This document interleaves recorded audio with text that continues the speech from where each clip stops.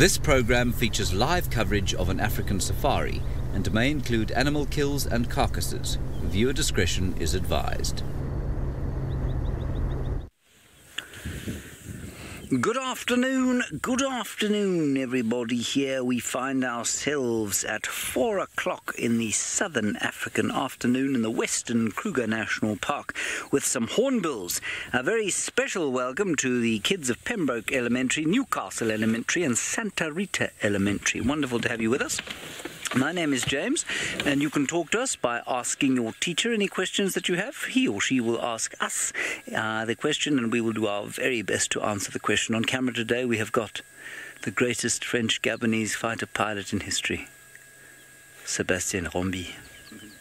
Let us go back to these magnificent birds. They are endangered, and they are called southern ground hornbills.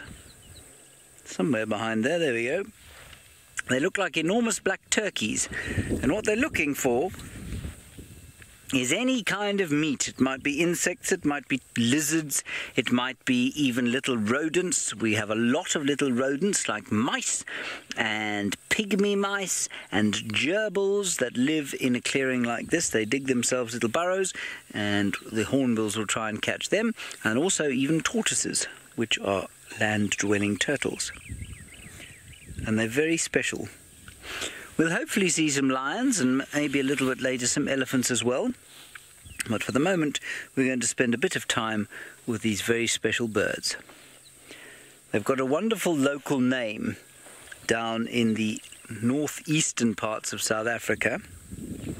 And the name is Udududu, and they've called the Udududu by the Zulu people because that's the name, that's the sound that they make.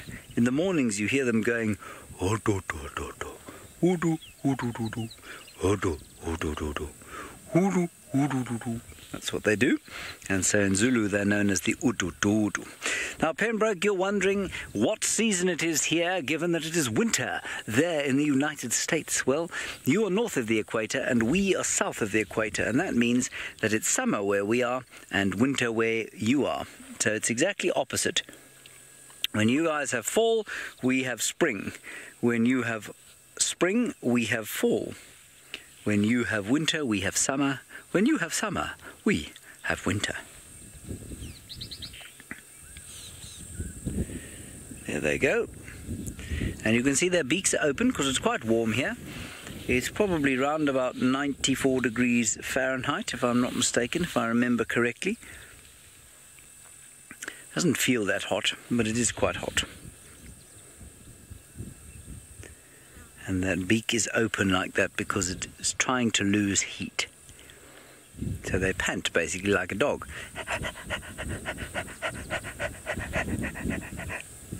They do that by keeping the beak open. It's called gular flutter. You don't need to remember that, but that's what it's called. Gular flutter.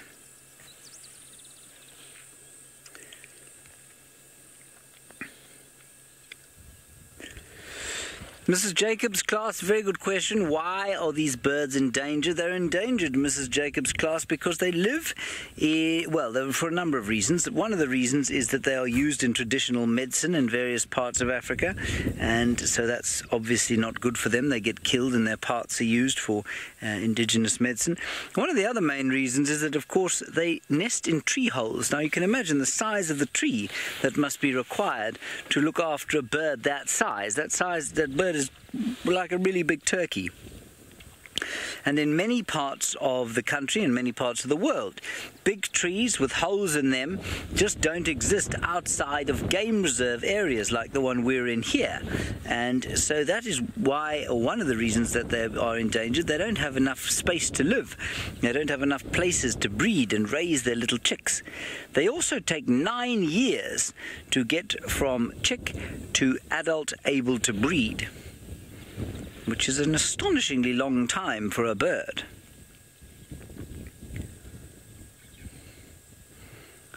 I think it's safe to say that without human persecution, without human beings, and the fact that there are so many of us, without all these human beings, you can be very sure that ground hornbills would be absolutely fine. All right, we're going to go off and see if we can find some lions while you go up to the Masai Mara to see a buffalo and an elephant with David Gatamba Agetu. Hello, boys and girls, and welcome to another country called Kenya.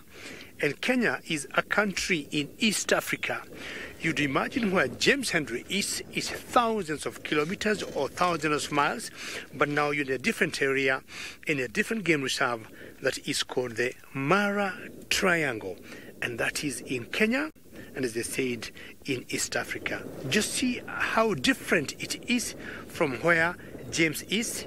And James had a bird that called a hornbill, but me, I'm showing you different animals. I have shown you some zebras, some buffaloes, and my name is David, and with me on camera is Manu. Manu, how are you? Are you happy for the kids? Manu says he's very happy for all of you because he's going to show you a lot of good things on the camera. Can you do that, Manu, now?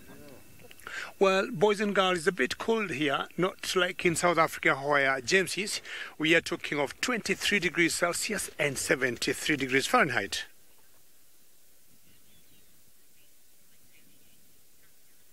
Mariana, you're the first one to ask me a question, and I'm happy you're listening or you're following what James Henry told you, and you're asking whether I've seen the wildebeest migration. Now, Mariana, if you look carefully, you see all that open space.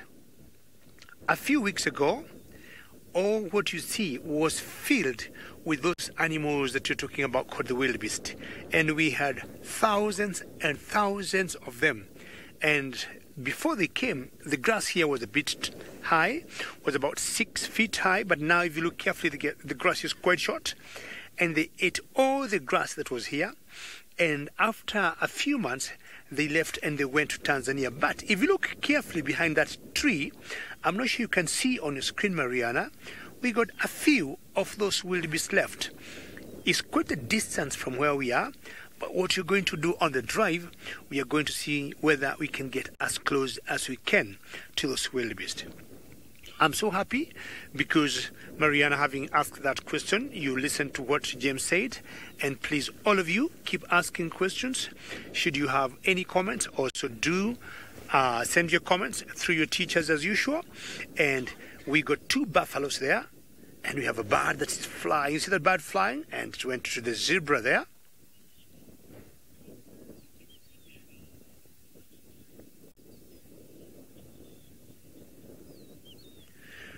Well, temperamental, you're asking what type of animals have the largest fur, and I would say we'd think of the carnivores. Carnivores have the largest, and more so the lions than any other, and more so the males, which have larger mane if you look on their neck, and that always will help them to keep warm. Buffaloes also got some fur, but it's not as big as the lions got. If you look carefully, those are 2 male buffaloes, and I'm saying they're male buffaloes because they got very large horns. Look at the base of their horns, and you see how wide they are. You see that bird that is on top of the back of that buffalo, it's called an oxpecker. And oxpeckers, what they will do, they'll always remove parasites from these buffaloes. And parasites, I'm talking of small little insects like ticks or mites that keep biting these buffaloes. So they have a relationship that we call a symbiotic relationship. You see, it's back on that particular one, and maybe this one has more of those ticks than the other 3. Now, buffaloes eat grass, and we can say buffaloes are vegetarians, or we can say they are herbivores. You see now the bird?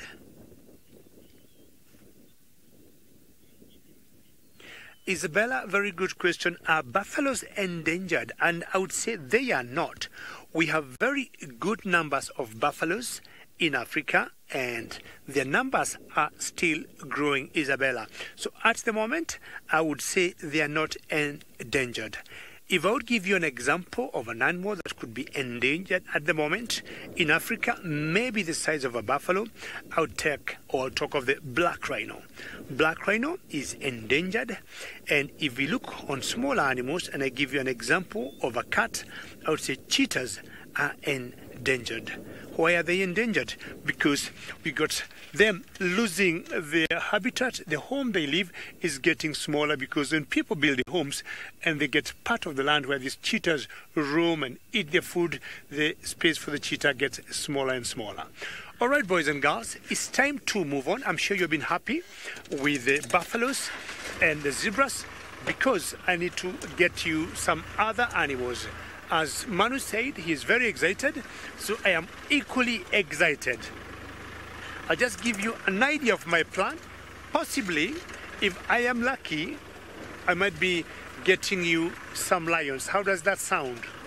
But most important, remember to keep sending your questions or comments through your teachers as usual, because that way we feel excited by your questions and we'll always be happy to give you our answers as much as we can.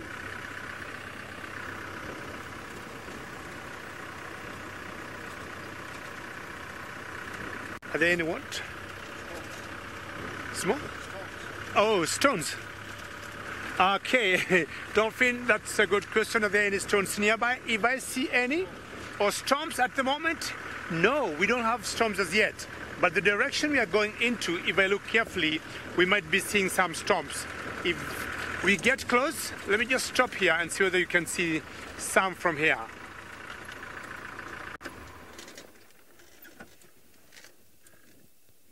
Dolphin, I guess your question is, are there any storms nearby? It's a long, long way from where we are, but we do not know whether the storms might be coming to the direction we are in.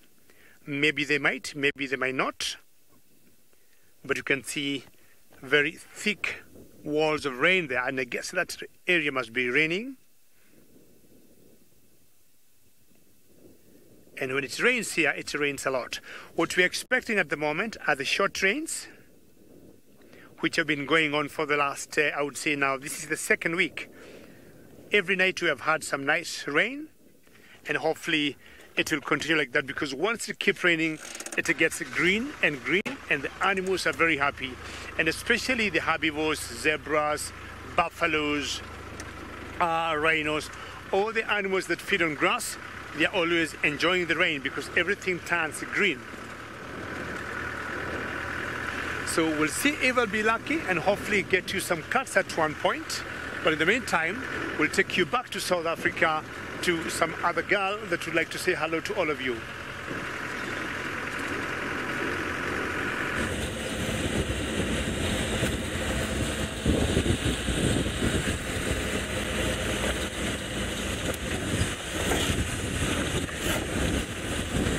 This is where they were this My name is Jamie, and this afternoon, Dave is on camera. There we go. Let's try that again. I'm so sorry. Right, my name is Jamie, and this afternoon Darby, or David, is on camera with me, and we're taking you off on a safari. Now the plan is, because it is really, really hot this afternoon, and I'm sure that James has told you just how hot it is. He is not far away from where we are now. He's told you how hot it is. Now what we want to do is go to one of the water holes, because in hot weather like this, there's lots of animals to be found because they go for a drink, and of course there's always the chance of finding a hippopotamus. So there's many reasons why we'd want to go and check the local water hole, which is where we are heading now. And you'll notice every now and again I drop my head over the side of the vehicle to check something. That's because I'm checking for footprints. Now, all of the animals out here, if they walk along these roads, will leave a footprint. And some of those footprints, obviously, we want to follow, and some of them we don't. So it's important to be able to tell the difference between the different footprints. And I thought I saw something. I thought I saw a leopard track, honestly, but I didn't. I was wrong. Now I can hear something screeching up ahead of me. It's a beautiful big bird, not quite as big as the one James showed you, but it is also very, very beautiful and very striking. There we go. It's up ahead of us in the blue, blue sky, Have you got it? Oh, it's in the tree. I was looking at the one flying. Awesome. Well done, Dave. I saw the one flying. They're the same type of bird. There we go. That one's soaring away. And then there's the one that Dave has spotted in the tree. Well done, Dave. Let's see if we can get a good look at this particular bird. It is called a batalier, or a short-tailed snake eagle. And it is one of the most, I think, one of the most beautiful birds of prey that we see out here. Look at that bright, bright red face. And then the brown around the back of the neck, and then the little bit of grey on the wings. Now that tells us that it is a male, because the females actually have a bit of white towards the end of their wings. Now they live together in a breeding pair, so we see these guys. Is he gonna take off? I think he's gonna take off. Thinking about it.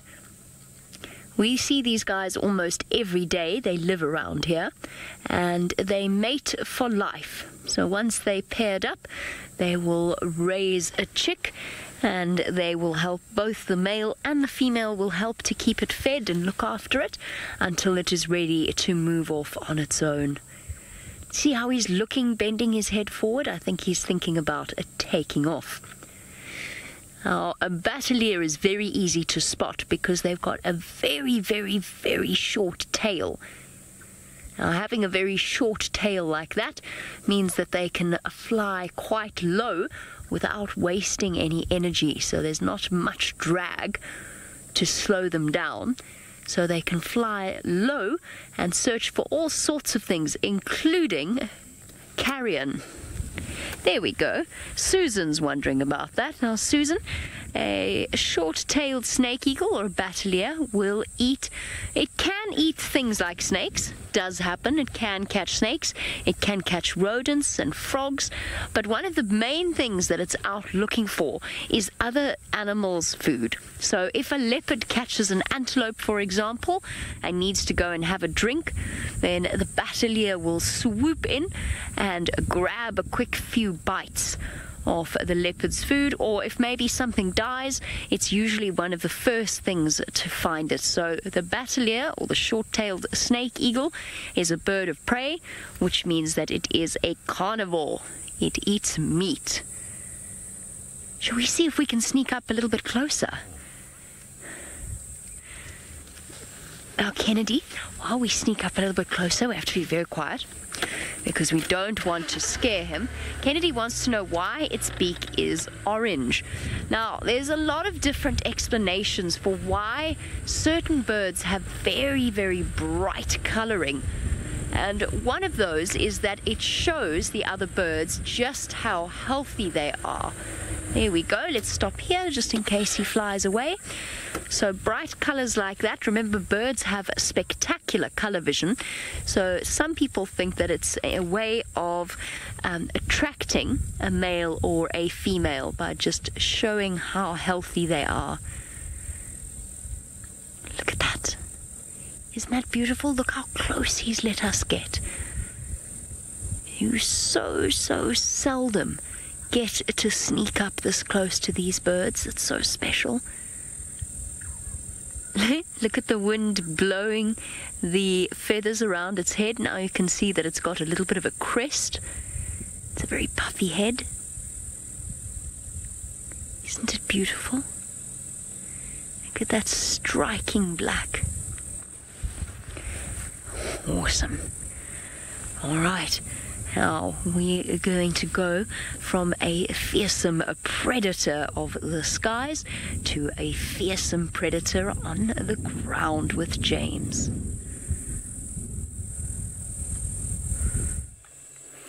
Here we have got the sleepiest creature in all the world. A male lion. And a female lion. They are so tired all the time, especially on a hot afternoon like this. Oh dear. All right, well, let's move away slightly. There's another lion over there. That's very interesting. Can you see it? You might have to reverse. Let me reverse quickly.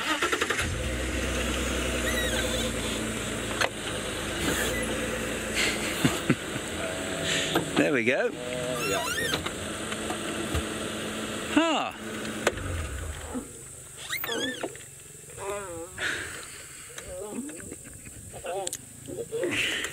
You can hear the lions are quite cross with each other. Anyway, those are the other two that we saw. Let's see if we can get a closer look at those ones, Sebastian.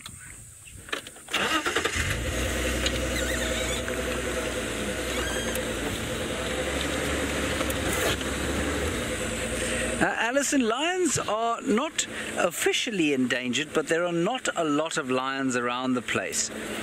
And that means that although they're not officially endangered, we have to be very, very careful because they could easily become endangered. Their numbers have dropped a huge amount in the last 50 or 100 years or so. And that's because, again, there are so many people. And we just make more and more and more and more and more people. Here we go. This chap's got his head up. That's nice. Very nice.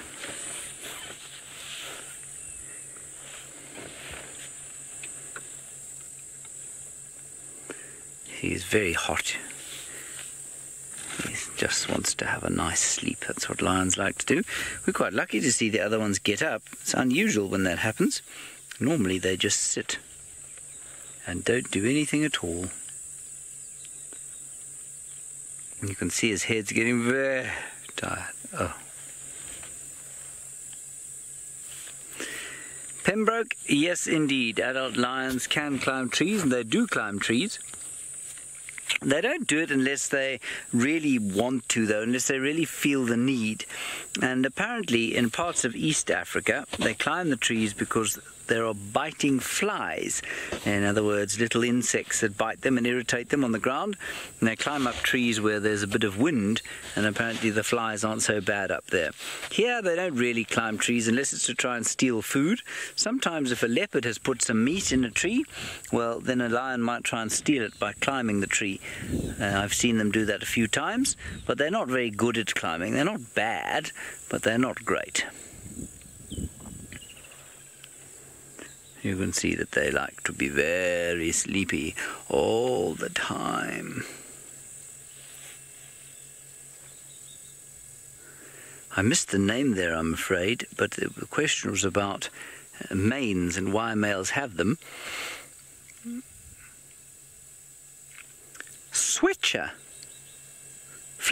Fletcher and Isabella. You're wondering why males have manes. Well, males have manes for a number of very interesting reasons. And the first most obvious reason is that they fight quite a lot, and that big, thick, hairy mane helps to protect their necks. Their necks are obviously the most vulnerable part of their bodies, and the mane helps to protect. The other reason they have manes is to attract females. Apparently, a male with a big, dark mane is very attractive to female lions. And, well, a little bit like these two lions here have managed to find themselves wives. So that's probably because they've got very attractive manes. Those are the two main reasons that lions have manes. I think it makes them look very smart. We can sneak a little bit forward, see if we can get a slightly better view. Oh, but rather than doing that, let's go over to David in the Mara, who's got a very, very special thing to show you.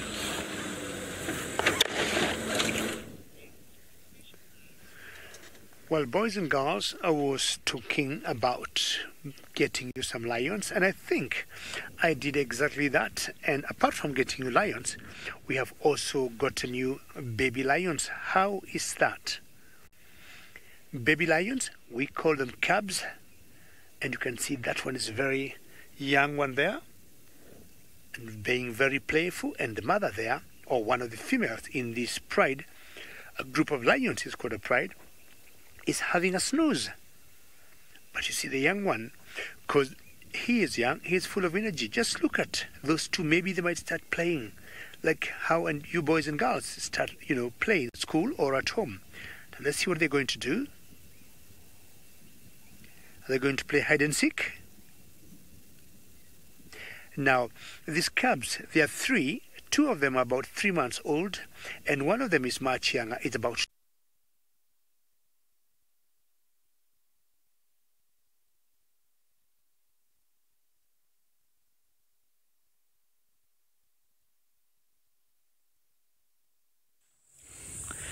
Sorry about that, everybody. Just a small technical problem with getting a nice high-definition signal coming out of the Masai Mara.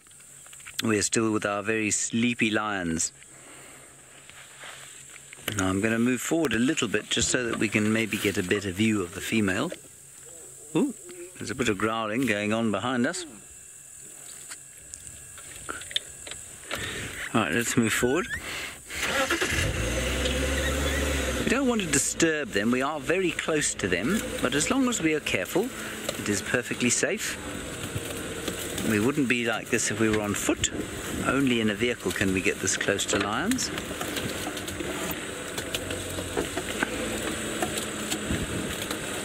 There we go. It's quite nice.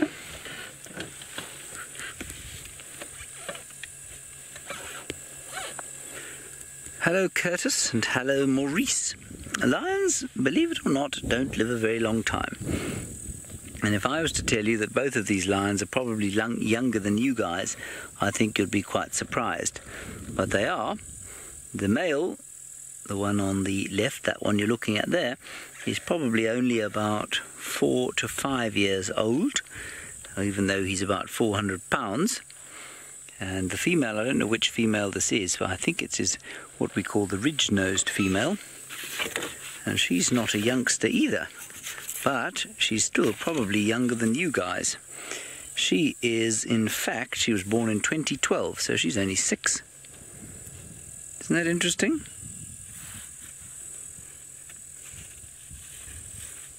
So they're not very old, but they live only to about 10 to 12 years normally. In some cases they'll live up to 15 or 16, but that's quite unusual. In a zoo or something like that they could probably live to around about 18 or 20, but out here they get too weak and it becomes too difficult for them to hunt, and it becomes too difficult for them to protect territory.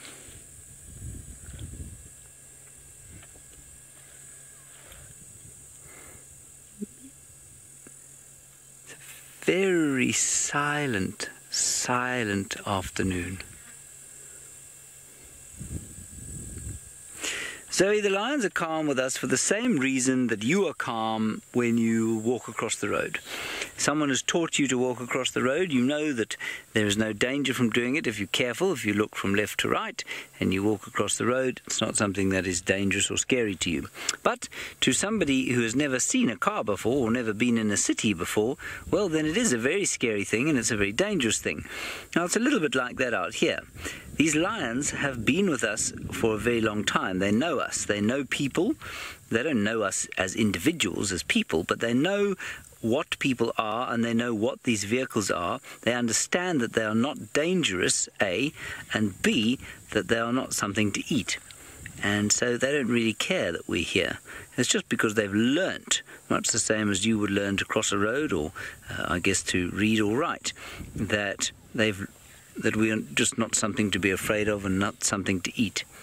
So it's just from learning over time. But they're totally wild. Interestingly, if we were to get out of the car, then things would be very different. Lions do not like to see human beings when they're on foot.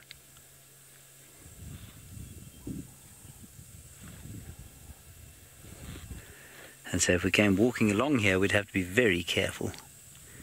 The lions would most likely run away from us. Often when there's a male and female together like this, though, they can be a little bit angry if they get disturbed on foot.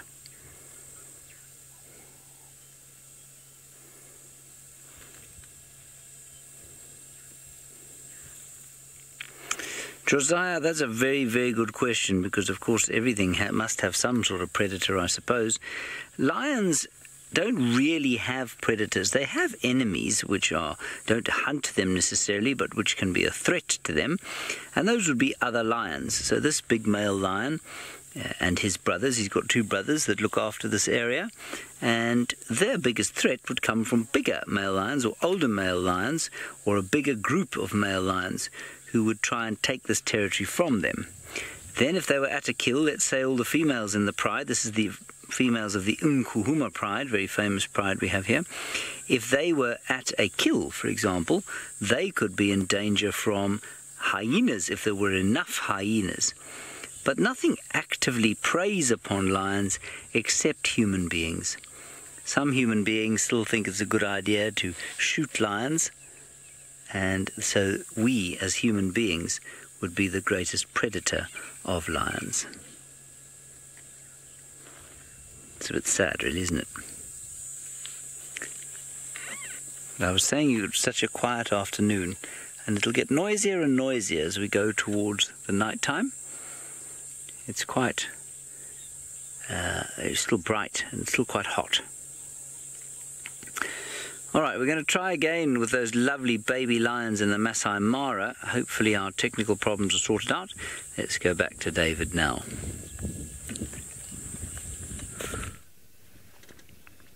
Well, boys and girls, my apologies. You lost me at one point when we had these very exciting cubs playing, but luckily we are back. And you see, the play has not stopped since the last time you saw me, or since the last minute you saw these cubs playing. They have been playing throughout. And as I was explaining to you, is because they have so much energy and they are full of jokes and they just want to keep stretching their muscles, doing a bit of wrestling, turning each other, trying to scratch each other, trying to bite each other. Now, the 2 cubs here are related. This could be the 2 brothers I was talking about, and they have the same mother. The other one that I was saying was much younger, that is the one man is showing you. He's about 2 months old. It's definitely a cousin of these 2. Olivia, you're asking how many cubs do the lionesses usually have? A female lion is called a lioness, and in general they would get anything from 1 to 4. 1 to 4 cubs. When it has gotten so many, it will get 4. When it will have gotten so few, it will be 1. But more often than not, Olivia, they get an average of 2 each. 2 each. This one that you see there, that was its cub. It had another brother, which we have not seen for the last few days, unfortunately. And then the other female of the 4 that are here is the mother of the other 2. So each of the females here with cubs, each has 2. Look at how playful he is with the mother. And then the other one just joins in the party to play. And this is very typical of lions' cubs, to keep playing and jumping on each other. See that, Olivia? And all the other boys and girls? So the mother will also come in and help in playing. But if you look carefully, now this female of the lioness is not the mother of all the 3, it's the mother of only 1. But lions live like sisters, and they also live like first cousins. So most likely this female is an auntie of the other 2. Now these cubs, when they grow a bit old, when they'll be about 2 years or 2.5 years, they are going to leave the group and they are going to live on their own. But if they were girls, they would remain in the group or in the pride. So what you're going to do, we want to move a little bit closer, because I think now our picture is a bit stable, and take you to more better action of these cubs. They're so playful. Sorry, what's the lion what? We're getting very close to them. Let's see how close you're going to get. What's that, Manu?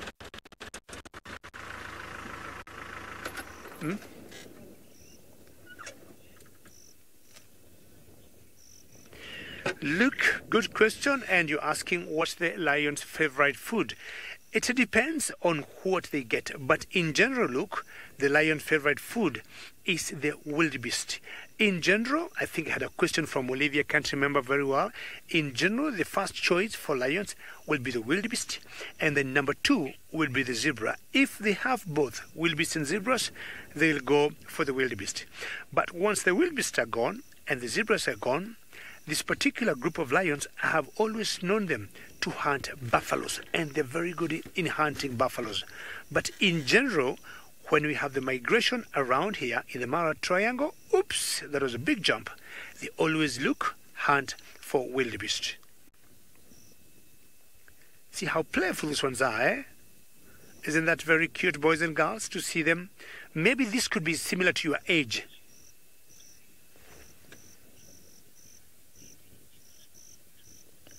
Mariana, you're asking when the cubs will be ready to hunt. Well, they're about 3 months old now, and every time their parents go to hunt, and especially the mothers, they'll always be told to stay in a particular place. See how playful they are. But when they get to about the age of 6, they'll start joining their mothers in going to hunt, and they'll be watching them from a distance. And when they'll be getting to about 1 year, they'll be hunting small animals like scrub hares or small baby antelopes. But as yet, they'll have to remain in one particular place when the mothers go and hunt. Now, these cubs are related, and most likely they're first cousins, because either their mothers are sisters, and that's why I would say they're first cousins. See how playful they are? They're going in that little ditch, and I'm not sure what they're going to look for there. Maybe looking for water.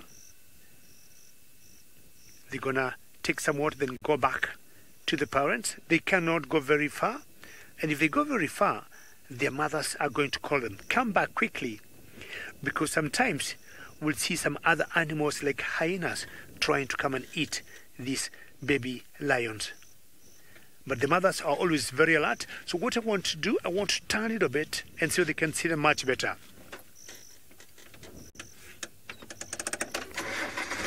London, that's very good, Christian. And you're asking why are the little lions so playful? It's simply because they are full of energy. How is that, Manu? Keep going. The little lions are always so full of energy, and because they're full of energy, they'll always be jumping up and down. And for that reason, let me just give you a better angle. They'll always jump up, down, and chase each other because they're young and full of energy. Just like you boys and girls, I'm sure you're full of energy, and sometimes you become very playful. Look at that. And that's why they keep playing with each other. And look at the bellies. They look to be very well fed.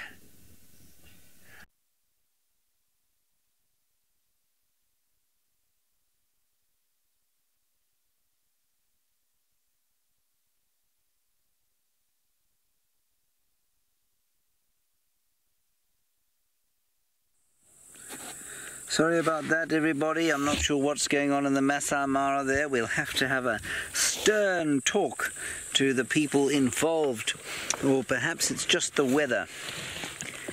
Anyway, here we are with our lions, and I think it's very sweet what's going on here. You can see they are very affectionate, these lions. They are very comfortable being around each other, and of course they are the only truly social cats. All other cats in the world are not social, except perhaps for cheetahs, which are sometimes social, but not always, whereas lions like to be around each other. Carly, yes, sometimes I'm afraid around animals. I get nervous sometimes. They're in front of a big bull elephant, perhaps, or an angry female elephant, or on foot. When I see a buffalo or a lion or an elephant, then I can be afraid, but I've learnt to understand the fear that I fear out here, or that I feel out here, and I've only done that through a lot of experience. And so as long as I remain careful, well, then I don't get myself into too many situations that make me afraid. It's not very nice feeling afraid. Some people quite like it, I don't. And so I'm pretty careful about how you walk around here. And the thing is that you have to remember that the animals out here, of course, are almost always more afraid of us than we are of them. Now, I know that's difficult to believe, that a big lion like this would be vaguely afraid of me, because I'm quite small in comparison with a lion, but they are afraid of us. And so despite their big feet and huge mass, they are pretty much afraid of us all the time. And so as long as you understand that, you can get around this area quite safely. You can see they love to have a long sleep, do these lions.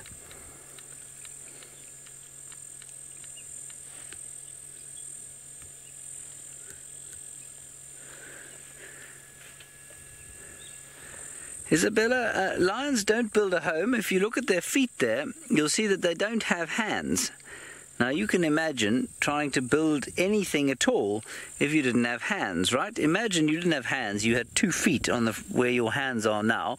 Imagine trying to pick up a brick and putting bricks one on top of the other, or trying to hammer a nail into a piece of wood, or trying to tie a roof beam to the top of the roof. It would be impossible. You've got to have hands to build a home. Not only that, they basically carry their home with them. They are all furry. You can see that, and that helps them to stay warm when it's cold. And you'll find that no animals in the wilderness, or certainly very, very few, are able to build homes. Some insects can. Of course, we know termites can pretty much build themselves homes, but most of the mammals don't build homes. Some birds, of course, build nests. It's a little bit like building a home, I suppose. But very few mammals actively build themselves a home. There are some examples. Beavers, for example, they are quite good at building themselves home, but nothing out here tends to build itself a home. So they just have to survive in the rain and the shine and the cold and the hot. They don't have a choice. And because they don't have the choice, they don't really mind.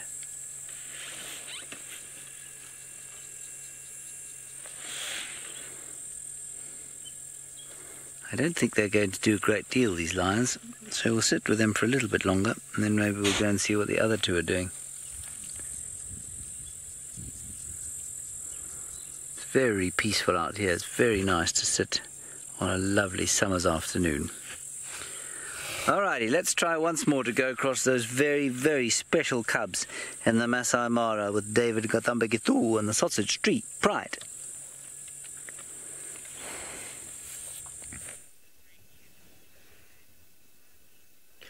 Well, again, my apologies. I am not sure why all the gremlins are hunting me today, but I'll tell you one reason. We have very big storm that's coming, and we've got thunderstorm, and we think that could be the reason. But don't worry, you're back with me again, and above all, you're back with the cubs, and actually more playful than ever before. Now, they're biting sticks, they're biting grass, they're chasing each other, they're rolling. Look at that one holding a piece of stick. How cute is that, eh? So as much as I'm having all those technical issues, things are getting here better with time. And they said earlier, because of their young teenage age, they're so full of play. Not teenagers yet, but being young, they have a lot of energy and lots of muscles that they need to keep jumping up and down. And maybe also show their mothers that in future they can run and maybe start hunting when the time will come. You notice the mothers are not bothered, they're just having a little nap there, just sleeping, which is very typical of lions. They sleep a lot. Now these are boys and girls.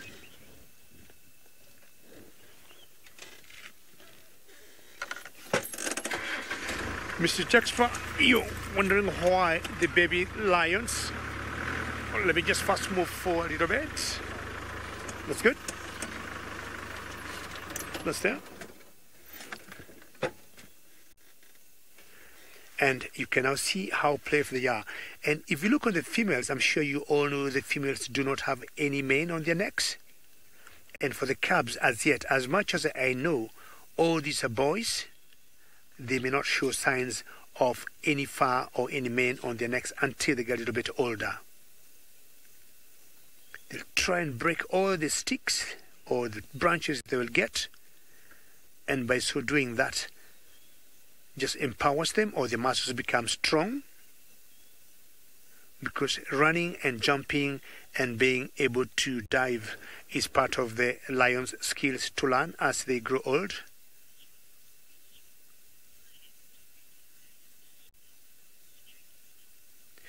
And I guess your question, Ms. Jacobs, is like why lions have spots. The cubs, when they're born, they got the spots, and as they mature, the spots will disappear. Unlike cheetahs and leopards that are born with spots, cubs of lions will have the spots, and as they mature, the cubs or the spots will disappear. Now, these spots may help them to blend in when they're out there and when they're hiding, and I think at the young age, the mothers will need to hide them very well when maybe they leave them and they go hunting. So all born with spots, and as they grow older, these spots will disappear. Still full of energy and being playful. And how exciting. These cubs might keep playing here for a very long time, which is very good for all of us. And that's one of the mothers that have woken up, just finding out how the cubs are doing, staying very close to them as the rains are coming. And from Pembroke Elementary School, the Newcastle Elementary School, which has joined us before. Pembroke haven't joined us before. Santa Rita Elementary School that had not joined us before. And thank you for rejoining us. And from all of you, we want to thank you very much for being with us today. We'll give you one more look for those cubs. And thank you very much. And hopefully we'll be seeing you again soon.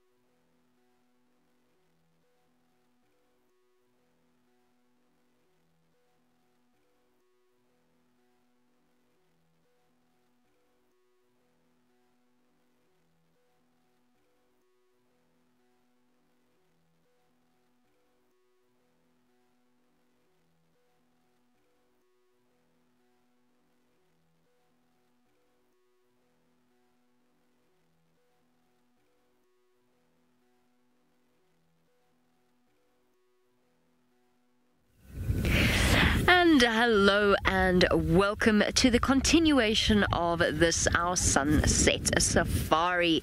Welcome live to Chitwa Private Game Reserve, as it happens, which is in the greater Kruger National Park area of South Africa, where we are on a live safari. Be quiet, Egyptian geese, I'm talking. Yes, you. Talking to you. I'm being overshadowed by a pair of geese. Happens often here. Remember, this is a live safari, which means that you can send through your questions on hashtag SafariLive on Twitter, alternatively in the YouTube comments section. My name is Jamie, and this afternoon Darby is on camera with me once again, and we're sitting, actually, be quiet. Darby, they remind me of certain members of our camp, as it happens. Shame, it's not, those are the innocent ones. It's the ones further to the left that are making all the racket. Those ones, those are the quiet people. It's not those ones either. They're just having their breakfast or lunch. It's the ones even further to the left that are making a racket. Now even they're eating. Are you done now? Are you finished making noise? There are more Egyptian geese in the open area by Chitwa Waterhole than anywhere else on the planet. This is the largest meta population in Africa. I made that up. I don't know if that's the case. There's quite a few geese here. I do not think it is the largest population in Africa, just to clarify. Possibly one of the densest populations of Egyptian geese. Oh! Well, why are we sitting here? Because I'm waiting for my turn to go and have a look at what's happening at the dam. Do you see that hornbill over there on the dead leadwood? It's to the left of it's the left-hand sort of limb. There you go, perfect, well done, Dave. It just ducked its head into a hollow on the side of the tree there, which makes me think perhaps it is nesting somewhere in there. Shame, look how hot it is. It's panting. It's exhausted. It's obviously had a very busy day, whether it's nest building or perhaps even feeding its female companion, who would have ducked into the hollow in the tree at this point and could well be in there now for her period of her confinement.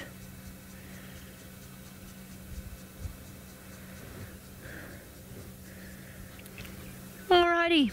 Okay, while we wait patiently for our turn to make our way to the edge of the water to see what the hippopotamus are up to, let's go back and join Dave in the Mara, whose sausage tree lines are being playful. Well, I would request Lou at one point to ask Jamie for me what might have happened to the missing goslings. I think it was Beaufort Dam. We had some goslings from some Egyptian geese that one day we all woke up and went on a game drive and we never saw them.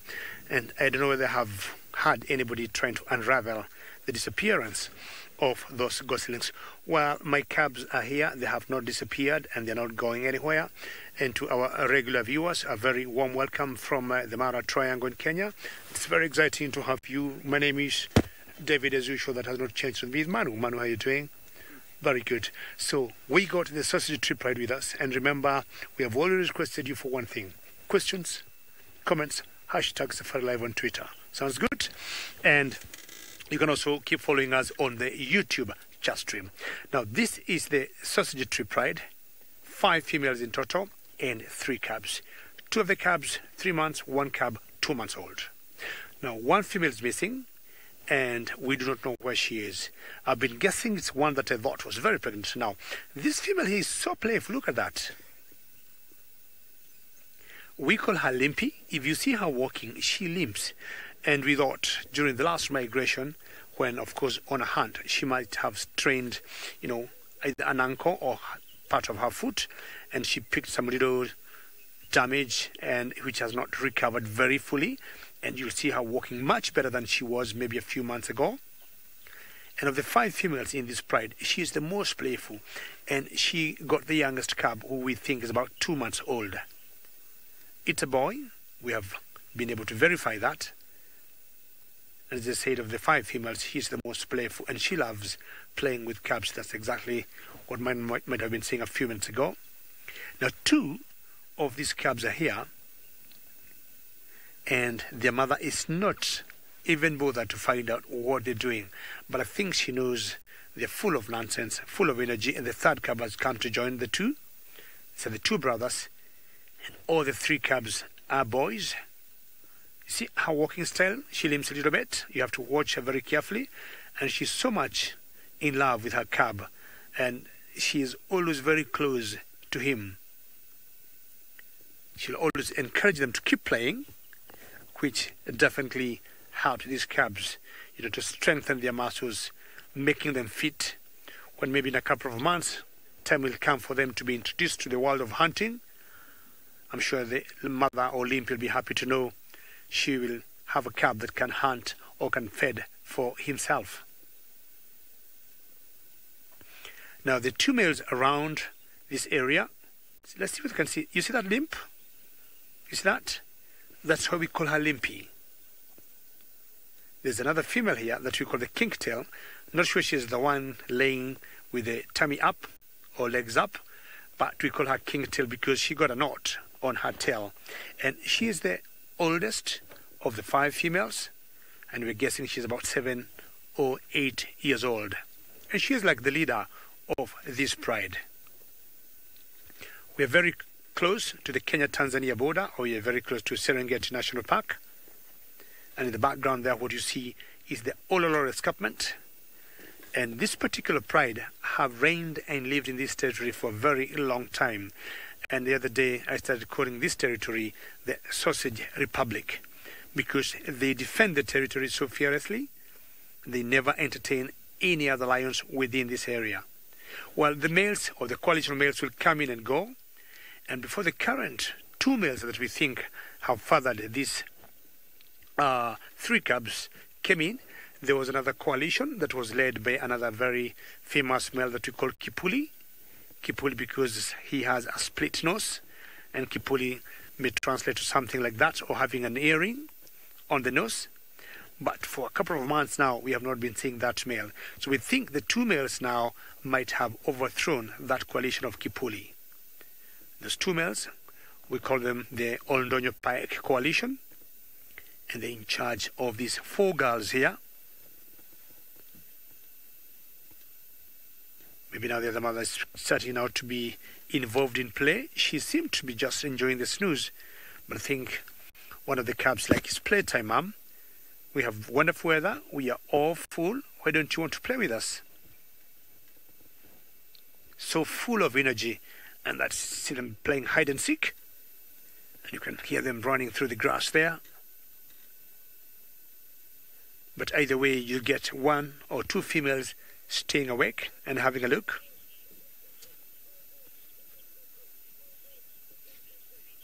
Becky, thank you very much for your comment. This is the most adorable thing, and I can tell you, Becky, I am not going anywhere. I am staying here as long as it takes, or as long as these cubs, Becky, keep entertaining us. I don't know what other viewers would think. I want to give you a small little tweet today from these cubs playing and jumping up and down, and just send me one word. Becky already said adorable. Me, I would say, let me look for a word. It's just terrific.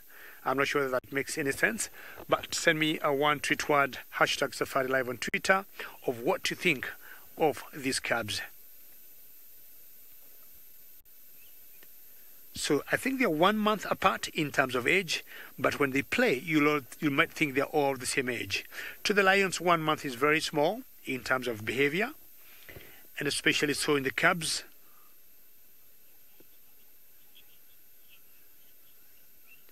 This is becoming very entertaining. I'll be waiting for your tweets.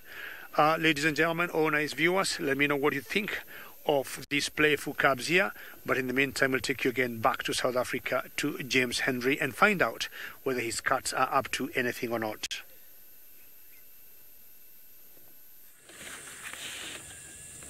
Well, our lions are not up to a great deal, which is not that surprising.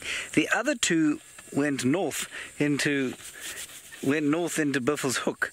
And quite interestingly, of course, they started mating as the school drive went live earlier this afternoon. They continued to mate with each other throughout the school drive, and of course we weren't allowed to show that to the children. The teachers said that basically, I don't blame them. They didn't feel like explaining that to their kids. Yes, I believe that is the privilege of the parent. Anyway, these lot didn't do anything. And then the other two, as we came live with the regular show, they headed off north into Buffelshoek. And quite interestingly also, the male there, not nearly as relaxed as this chap. This chap's got a much blonder mane, and he's much more relaxed than his slightly darker maned cohort, who turned around and hissed at us 5 or 6 times as we followed him up the road and into Buffelshoek. Very odd. Anyway, Buffelshoek, for those of you who are perhaps new viewers, are reserved to the north of us. There is no fence between us and Buffelshoek, but we cannot go there.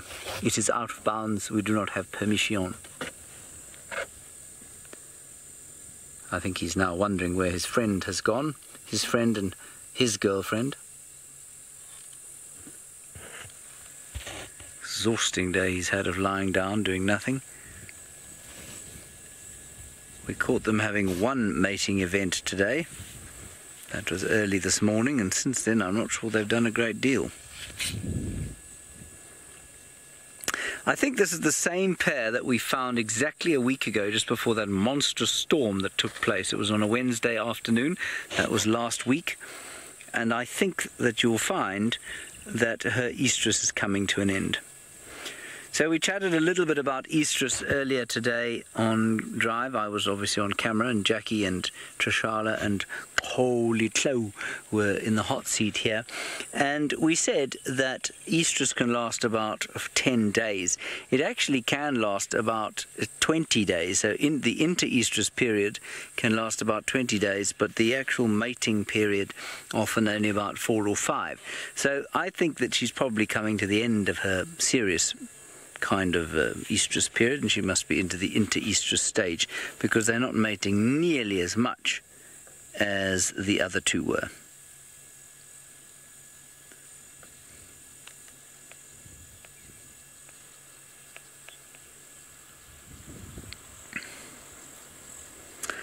No, I'm afraid, Lauren, I didn't get a good look. I don't know which other lioness was mating with that other Avoca male.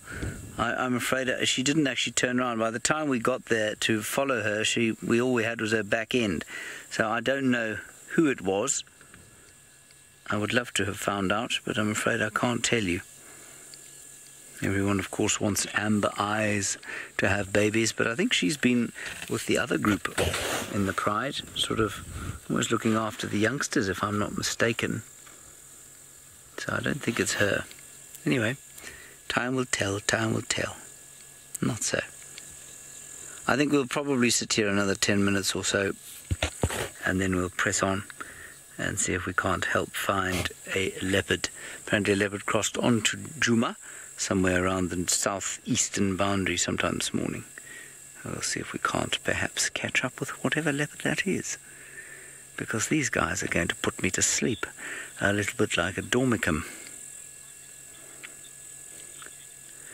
Oh, sadly, this is one of the greatest misconceptions about lions, is that there is some sort of dominance hierarchy amongst these coalitions.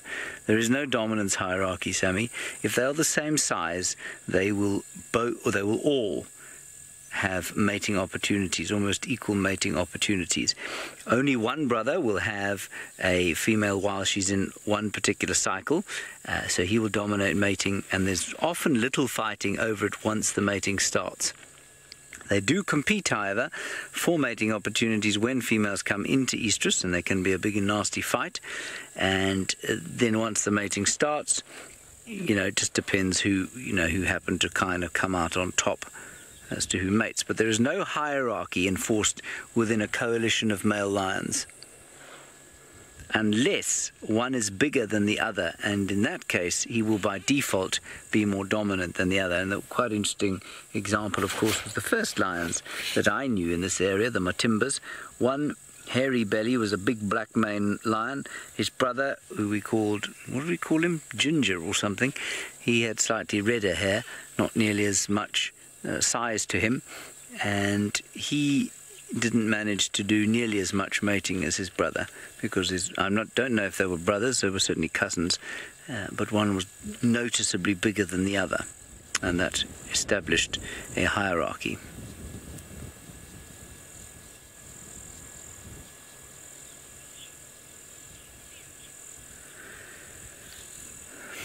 Paula, we don't really think so, no.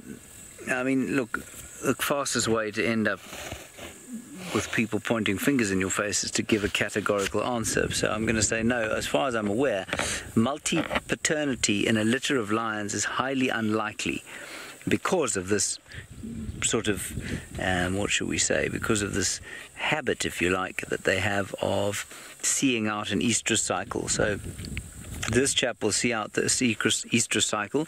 If it is unsuccessful, she may then come into estrus again and mate with one of the other brothers, but by then I imagine that any sperm that he has deposited will be dead and flushed.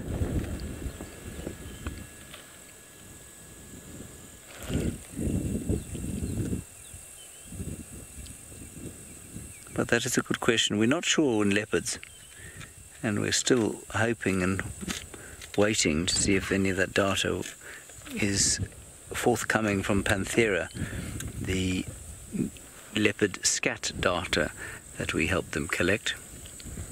And that was going to definitively tell us whose offspring were whose.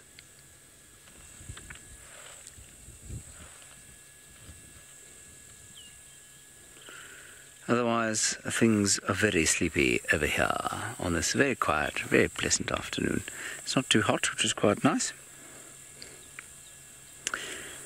Alrighty, let's go back to David and his playful lions. I'm going to give these cats another, I'm going to say 7 minutes before I press on and see if we can find something else.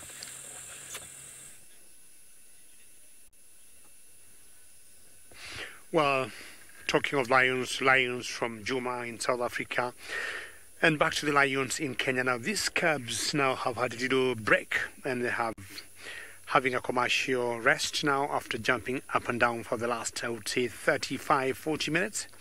And sometimes they'll also slow down, or sometimes you never know whether they get instructions from their mothers. Slow down now.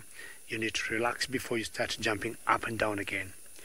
You see all the black marks on their ears, behind their ears, which sometimes they have used them a lot as follow me sign when they walk in the grass.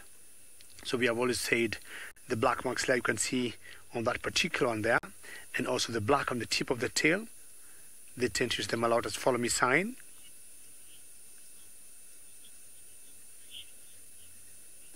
Hazelly, your one word to it is precious. I agree with you, that's pretty special. Precious is so good. Initially we had adorable, and then now we got precious, and I think I say terrific. Not sure whether that made any sense, but yes, precious is so very cool. And now look at that one now. I don't know what he is thinking or what he is looking at. Apparently of the three, the youngest, which is about 2 months old, is more playful than the other two, which is rather strange to me.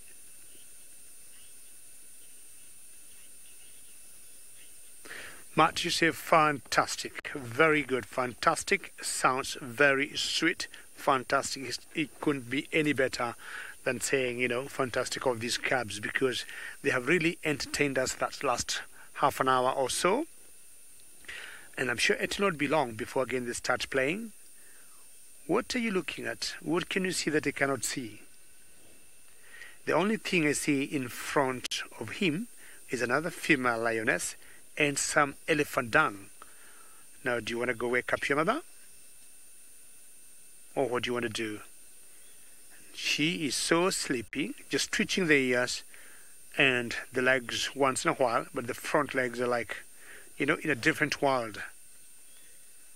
I remember there was a little talk Jimmy had, and we were wondering when lions sleep, do they snore? And I think they do snore.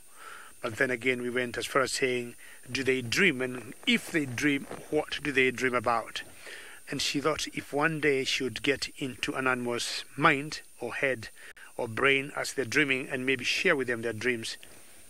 You can always tell an animal is dreaming because once in a while you see them twitching their leg, like that one there. They twitch that, they twitch their ears. As much as they're deep asleep, they flick their tails or they tend to wink. And I think that should be the same case with the human beings. I remember there was a time a doctor was carrying out a survey and was asking a patient, or was asking some medical students, do you dream when you sleep? And everybody kept saying, no, I do not dream. And the doctor was saying you dream because if you close your eyes and you put a camera there at night, you'll see your eyes sometimes going like that, or you just moving your head like that, and that means you all dream. So what I want to do, I want to reposition myself and see whether you can see these cups much better, and maybe see if the females are dreaming, and if they're dreaming, see whether you can understand their dreams. All right. Okay, you need to move forward slowly. Manu, let me know what's the position you want. We just want to get a better view of these cabs, because they might start playing again. One is just coming up. The youngest one, as I said, is always the most curious one, and he's always wanting to know what's happening to the outside world. I think it's the best location, and there we are. All right, you curious one, what do you want to tell us? I'm not sure, Manu, whether the other two are nursing there. Do you think they're nursing? The two on the other side. Do you want me to move forward a little bit? Or are you happy there? Okay, I think the two big ones could be nursing.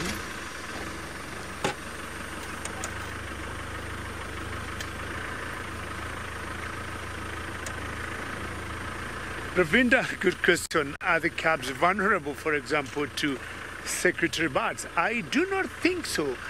When the mothers go away, lions are very intelligent animals, intelligent cats, Ravinda, and they always make sure the place or the position they leave the cubs, it's very safe. But Ravinda, I want to let you know, about 2 weeks ago, I was out on a game drive in the morning, and I was looking for this pride Ravinda, and I did not see it. But when I was just about to give up, I saw 2 of the cubs that are 3 months on their own. And believe you me, I'm not sure whether that day Ravinda you're watching or you had, about 10-15 meters away was a leopard which was stalking those 2 cubs. And unfortunately, or fortunately, when I got there, this particular leopard moved away. That could have been a disaster. But what was even more interesting, the mothers were about 1 mile away from these cubs. I did not understand what was happening that day. Now, these cubs are having some nursing moment, and you can hear them there scrolling as they nurse. Now, this female got 2 cubs that are 3 months, and Limpy got 1 that's 2 months. And it's so interesting because all of them are nursing at the same time. It's very synchronized. Either they got hungry at the same time, or the mothers were like, you know, before it gets dark, it's time for you to nurse. How special is that? I'm not sure whether to ask for another tweet on this particular one. We saw them earlier playing, but now these cubs are having their early dinner. Well, hopefully they're going to get enough, because once it gets dark, the mother should be pulling them in a quiet place. But now, let's first go back to South Africa, to Jamie, and find out whether his water point has any action.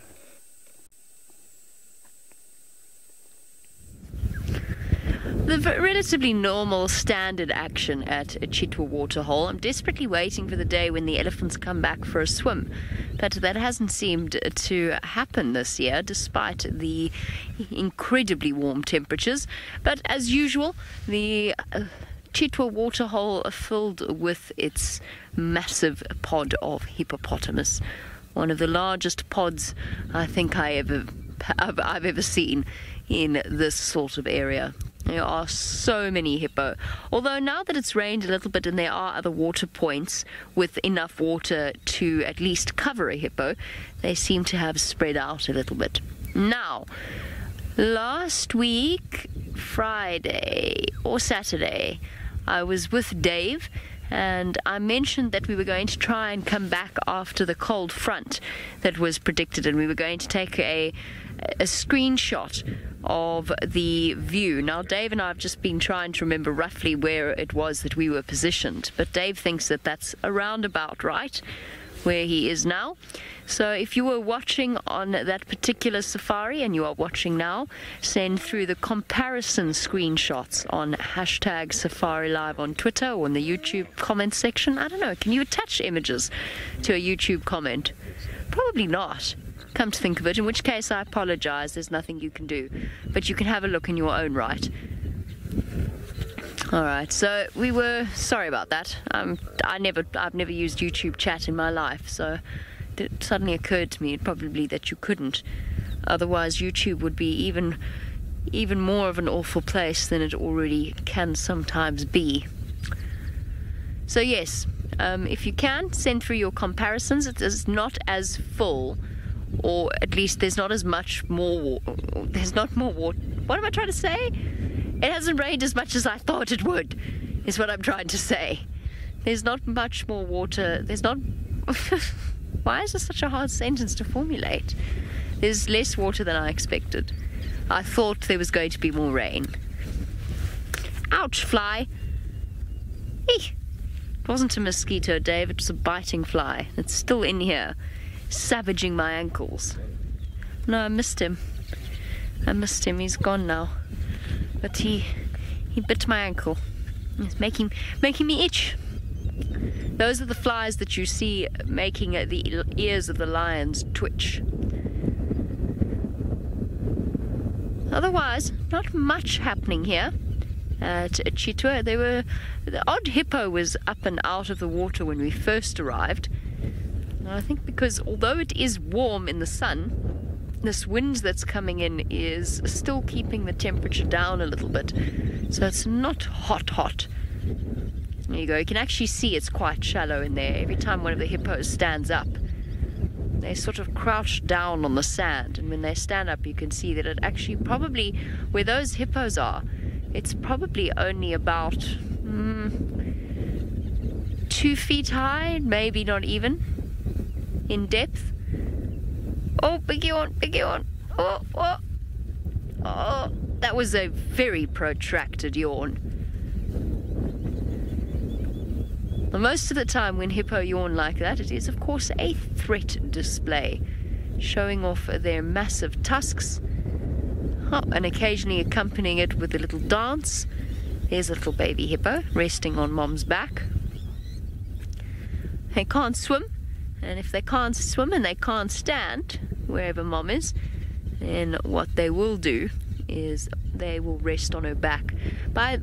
When I say they can't swim, it's not as though if you chucked a baby hippo into a deep water hole, it would drown. It would sink to the bottom and it would run along the bottom and it would bounce up to the surface and have a breath every now and again.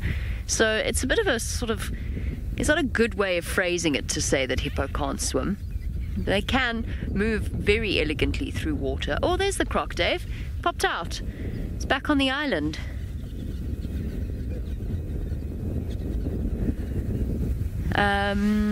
If you go onto this island in front of us, sorry, I got distracted by the game drive radio. There we go. There we go. There's a little crocodile.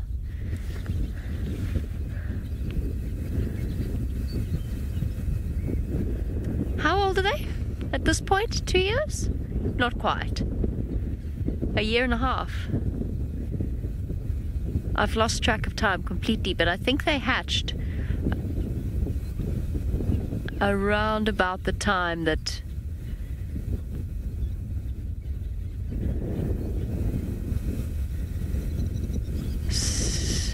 no, sorry, I'm distracted by the game drive radio. Give me one second.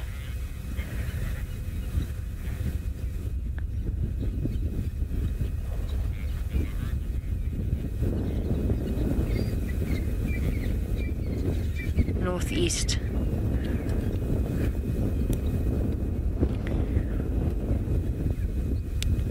Rick, sorry, what was that?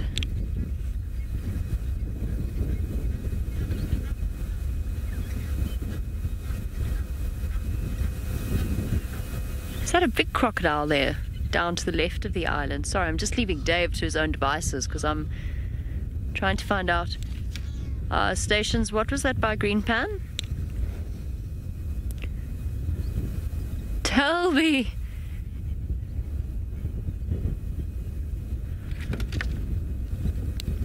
Okay, copy, thanks. Probably in Kanyeni.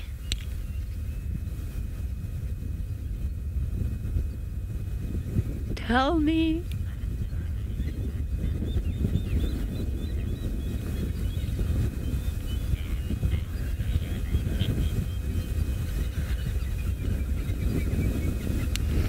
Okay, copy. Thanks very much.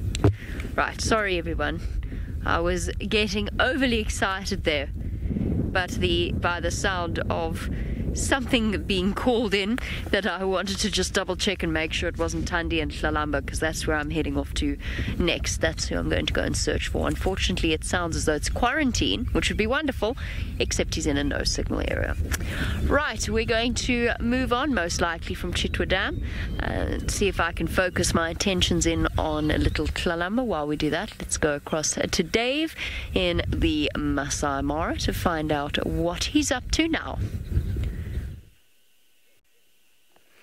Well, Jamie, good luck, and hopefully you're going to get those cuts. I'll be very excited if I hear news of Hlalamba and Thandi. You never know. Now, back with my lions, and that is one of the males.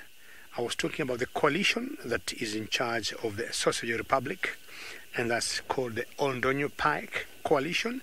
The two boys, and they're holding this territory with all their legs and hands, making sure no other males come by.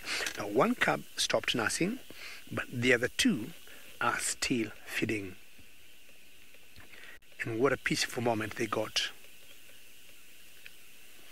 There's something very special with lions, or lionesses rather, where they do what you call allo nursing. So these two cubs are nursing the biological mother, because I know the mother. I've been following them for quite some time. But I'll not be surprised even the other cub whose mother is Limpy would come and also nurse on this particular one. That happens a lot, and what these females will always try to do is to enhance, in a way, their genes to the cubs. You know, as they keep nursing, it gives them better bonding with this female or that particular female, not necessarily their mother. Hello there. And you can see slightly bit of about amount of fur coming out on his neck, definitely telling that he is a male, 100%, apart from the obvious difference, telling or separating males from females. I mean, that's a really thorny bush, and I think they found the neck. Oh, did you get hurt? I don't know. Or are you trying to smell or sniff at something? Maybe he's trying to encourage the other two to finish nursing quickly, then they start playing before darkness comes in. One thing these cubs have known by now, once it gets dark, is always time is up for play. I was saying earlier, of the three, this one is the most playful one. But you can see these two here just nursing. Lionesses have two pairs of mammary glands, and I'm sure each one of them is getting the top. And I don't know at what point they'll always swap to go to nurse on the other mammary glands. But you can see how synchronous they are at the same time, like sucking at the same time. Not sure what quantity of milk they would be able to nurse in one sitting. A few ounces? I have no idea. It's just very difficult, I'm sure, to calibrate that, unless maybe you have already estimated or have weighed the lioness and known its weight. And then, of course, after this session of nursing is over, you put it again on the scale, and you'll have an idea how many liters, or not liters, definitely how many ounces or what amount of millimeter cubed these calves might have taken from their mother. This one is full, and she's just laying there. And the other two females are just flat. Of these two, one of them is Kinktail, and unless I see the tail, I would be able to give you an idea who Kinktail is. And Kinktail, for those who have never joined us before, this is the Sausage Tree Pride. 5 females when they're all together.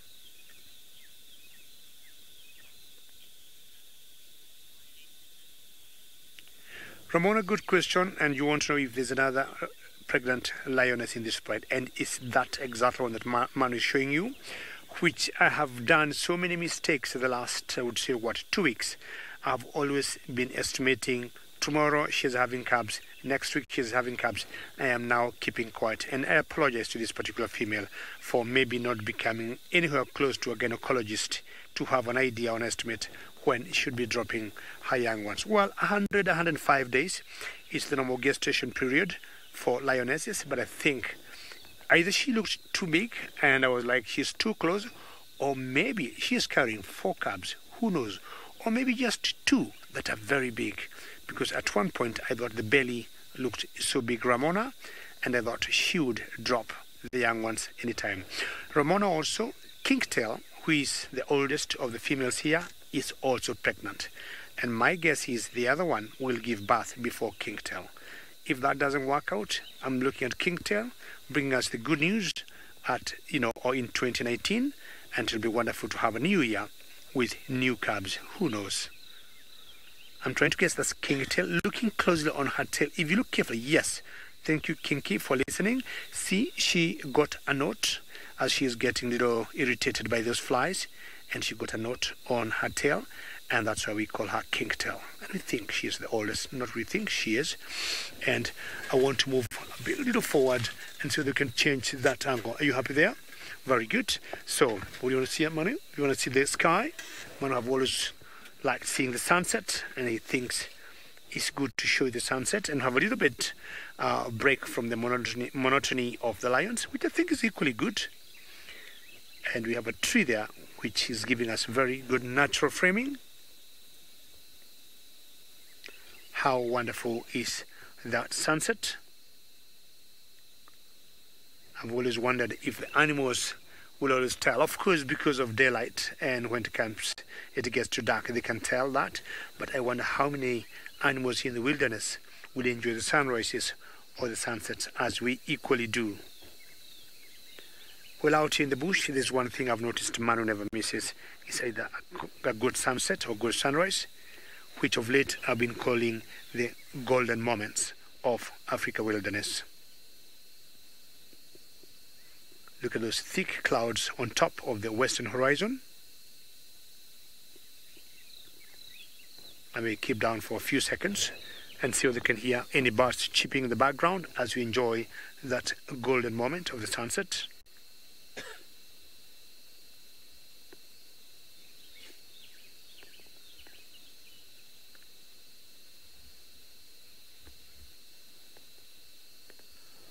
That's just marvelous. Well, the thunderstorms have now died down, and we're going to go back to our cats. Sorry about my head. My head is not as good as those lions, but there's one cub that have always come close to us every one time he decides to investigate what we are up to, or who we are, what you're made of. Hello there. I like your tongue, eh? What could be in your head?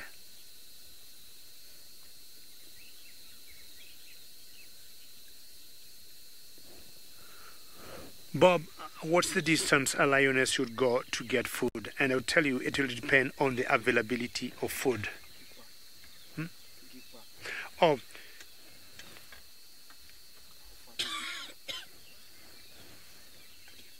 Well, sorry, Bob, I missed your question completely. And the one female that you're missing here, I do not know where she is and why she's not here. Not sure the other one is pregnant, but it will depend on the area they think it is safe for them to give birth. If they get a convenient den or a hole or some nice covered area or vegetation, they would give birth wherever. So it always depends on the availability of a safe area. Now, the one that is missing, I highly doubt she's pregnant, and because she's on her own, I'm thinking she could be hunting, or she got some kill somewhere, or where we are, because we had passed here, I would say an hour ago, and we did not see these lionesses here with their cubs. She might have remained back with the kill. I'm guessing they have a kill. A few days ago, they brought down a huge buffalo, and I'm thinking they might have brought down something else, and most likely they'll always leave one lioness guarding the kill.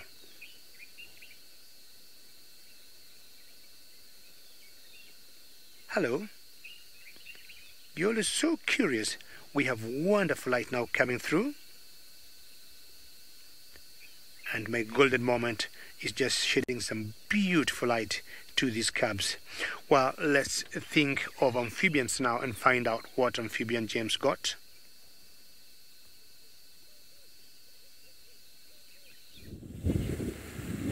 Right, well, we've got a piece of grass. Isn't that amazing, Sebastian? Beautiful, gorgeous piece of grass over here. Really very nice. We've got some clay, some soil, some water, and a hippopotamus. We are here at Beefle's Hook Waterhole, and there is a hippopotamus. Possibly our old friend Scuba, but I'm not sure.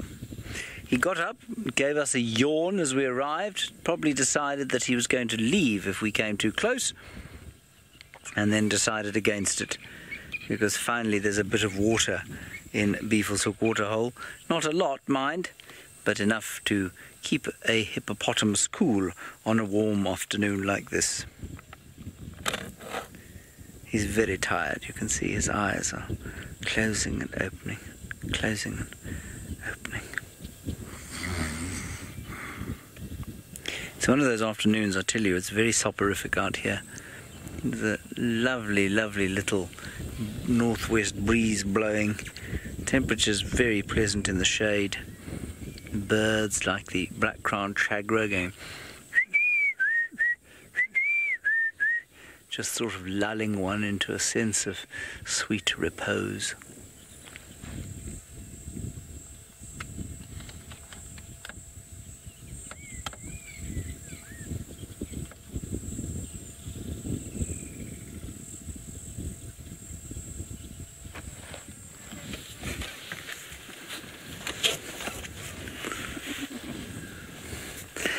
Anyway, I wasn't really asleep there, although I tell you what, if I'd pretended to be asleep for another second, I probably would have been asleep.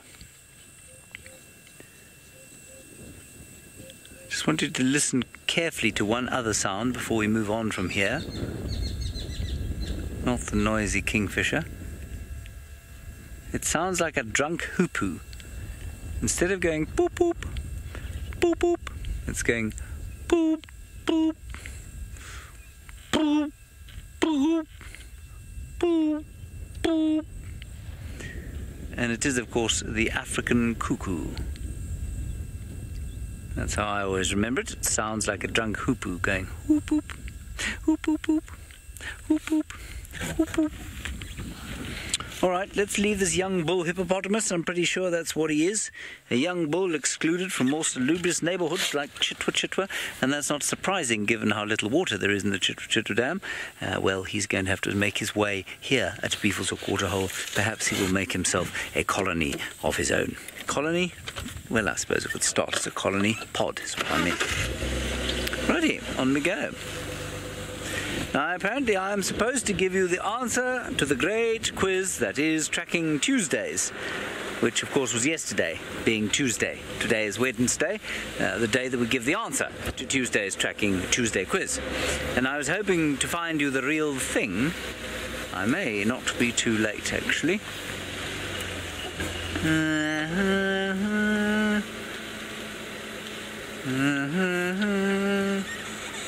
No.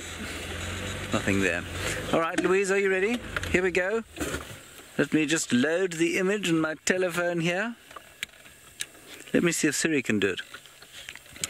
Siri, load the image for Tracking Tuesdays immediately, you old bag.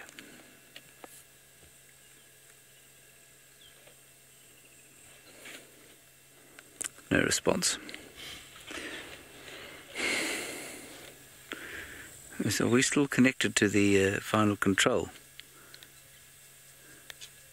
Final control? Oh no, I'm not. Yeah, we should. I unplugged myself. I unplugged myself. Okay, here we go.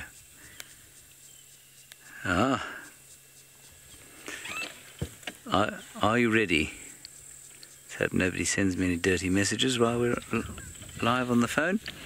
there it is, as you can see, a beautifully taken photograph with a steel ruler in it. Can you see the beautifully taken photograph? Yeah, I took that myself, actually, just outside the camp on a termite mound.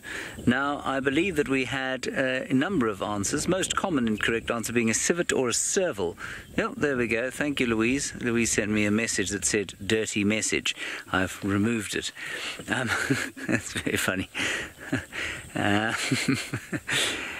The most common incorrect, civet or serval.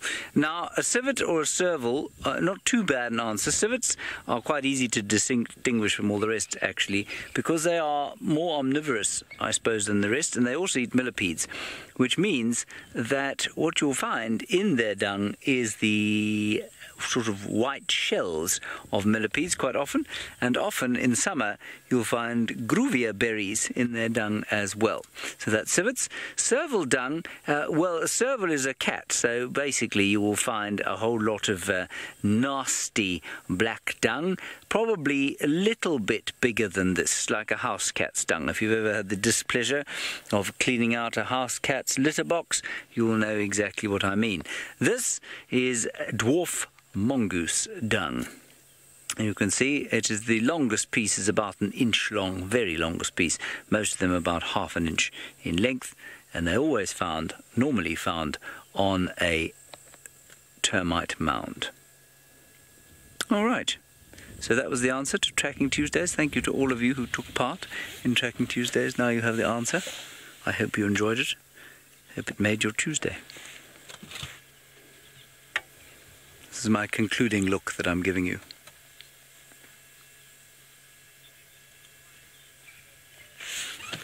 Right, on we go.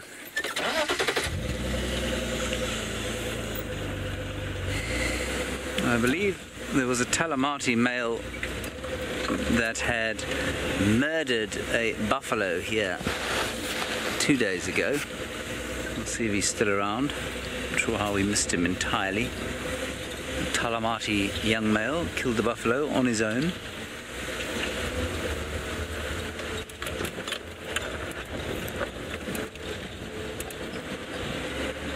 Young buffalo, not an adult.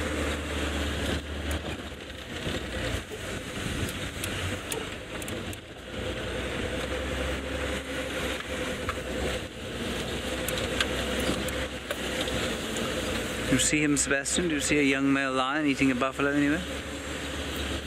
No? Okay, good. Let's keep trying. I don't copy Louise. I keep sitting on my thingy. What did she say? You can welcome the school. Itsakile ngopfu kumvona inkwenu le xikolweni hananani itsakile ngopfu ndila ku mi byela ku hi vutisa swivutiso loko mi la ku tiva swilo swa nova kwalani hi ta ringeta ku kuma swiharhi swi tele namuntlha kumbexani ti nga kuma nghala la tolo kokunangala ije nyari kwalani somewhere ita ringeta ku ikuma and leta nyana ita famba hi south ita ringeta ku kuma yingwe. Okay, invito ra me James, invito ra camera Sebastian. Okay, here we go. Keep looking around for interesting animals. And also, of course, we can look at the trees. Switlatla, switele, mingavona, swinyanyana, swikona. And ile kusuhi ka Dixie, I'm sure ndimzeli last time. Ile kusuhi ile ka Juma Game Reserve. 4 kilometers from Dixie.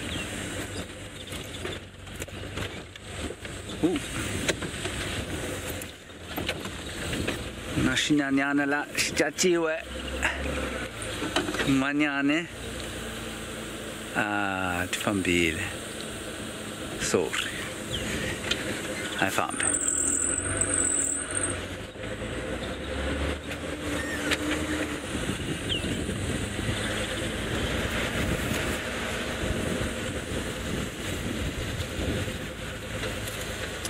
But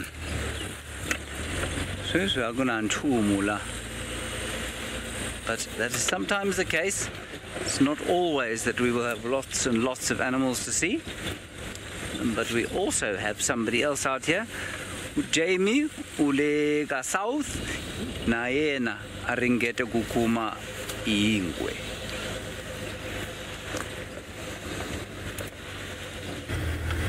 I am looking for ingwe, and a very warm welcome to the Dixie and Utah community members joining us.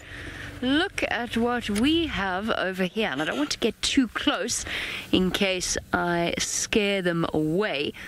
It looks as though we've got a couple of bataliers or short-tailed snake eagles, and I confess I've got absolutely no idea what the Shangaan name is for a batalier. These are young bataliers who have not yet got their adult plumage, and then a little bit above them is there's another one there as well. Let's have a, can you see it there, Dave? It is over there. That's it over there. Oh, we've got a vulture as well. So Makuti and the bataliers. And that is a lappet-faced vulture. No, it's not actually. It is not at all. It is far too small. All right, this is interesting. So we're looking for ingwe, and now we've got birds that would also be looking for ingwe, particularly if there was a kill somewhere around here. So if there's nyama around, these birds would have gathered in the dead tree, waiting for an opportunity to feed off it. So what we're going to do is we're going to get a little bit closer. But first, just quickly let me introduce myself. Now, my name is Jamie, and this afternoon Dave is behind the camera. We're going to go search for this ingwe and see if we can find it. This little ingwe's name is Tlalamba, and she is only a year old, so still small. Let's see if we can investigate why these birds are all gathered around here. This is where she's been spending lots and lots of her time, so I'm wondering if perhaps she hasn't got a kill somewhere. It is a lappet-faced.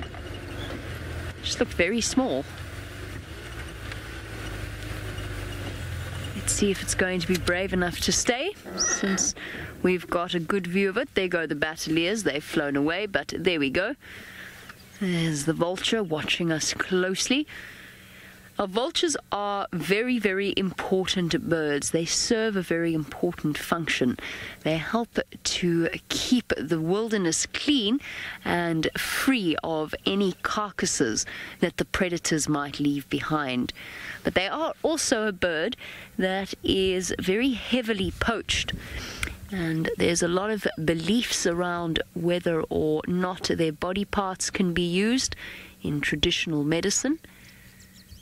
But in fact, they are very, very important birds, and they are necessary to help to keep the bush clean. You see the way they're sitting on the dead tree? It's very common to see them on dead trees because they're very heavy birds. So they struggle to actually take off and fly without a little bit of time and space to spread their wings. I can hear some other birds calling off in the distance. I've got a feeling that this ingwe is somewhere here. This leopard is somewhere around here. We just have to look very, very closely because, like all leopards, she is exceptional at hiding herself away. And I'm just listening to the sound of the geese calling, and I'm thinking maybe she might be thirsty. There's some water over there, so we're going to go and investigate in that direction.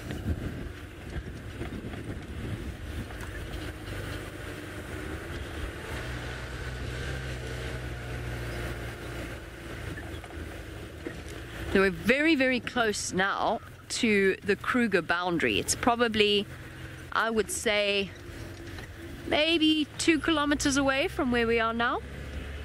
So we're very close to the boundary of Kruger, but of course there are no fences between us and the Kruger National Park. somewhere here. She's hiding somewhere around here. I have absolutely no doubt.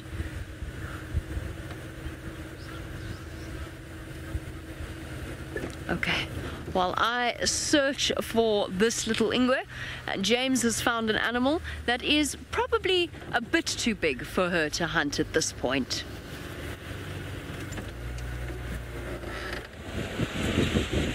We've got something lovely over here. Tinongwe. Tinongwe tawansati tinaru. Na tinongwe tawanuna timbiri. I think 1, 2, 3, 4, 5, 6. In fact, there's 6. I think it's probably 3 young males, 3 females. And if you listen very carefully, you can hear the oxpeckers calling. Psh, psh, psh, psh, psh. Those are the birds, of course, that sit on their backs and eat all the ticks. No, it looks like 4 females, at least, and a young male. The young male, the one with the horns, of course. What they're doing is trying to find the freshest food that they can to eat, and they're very happy because kudus do not like the winter time. It's a very difficult time for them. And when they don't have leaves, the kudu really have a tough time. And so when summer comes and all the trees get their leaves, the kudu and the nyala do much, much better. That one over there is actually eating something called a green thorn. Lots of very vicious, nasty thorns on it. But they're very careful about not getting hurt. They've also got very tough mouths. They just don't get hurt. They're very lucky.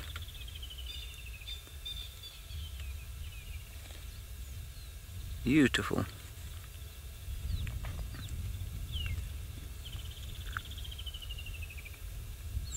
Now it's just starting to get a little bit later. We're about 10 to 6 now, which means that the birds are starting to call before they settle for the night. You can hear rattling testicles. Pss, pss, pss, pss, pss, pss, pss. You can hear Cokie Franklin going.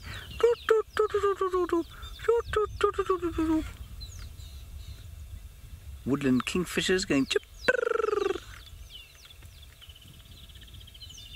And it's going to get louder and louder as the sun starts to set.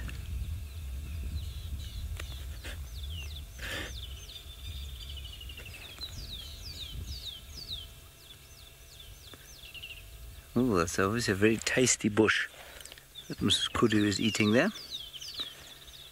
Those leaves have got quite a lot of oil in them, but obviously it doesn't hurt the kudu.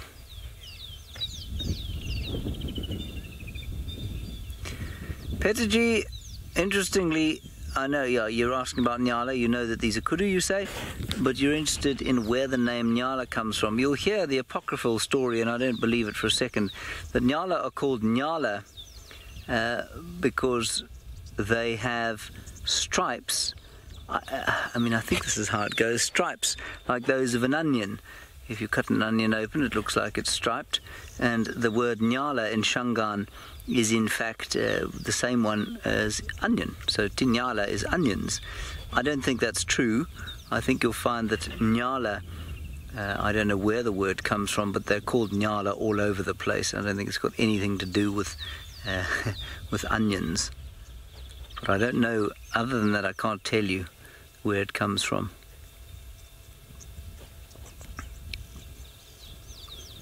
Often there are different names for the animals. For example, you know, kudu in Shangaan is Nongwe, and impala is Mala. And in Zulu as well, many of the animals have got different names from the ones that seemingly are African in origin, but are difficult to find in an African language. But Nyala seems to be Nyala. in most places.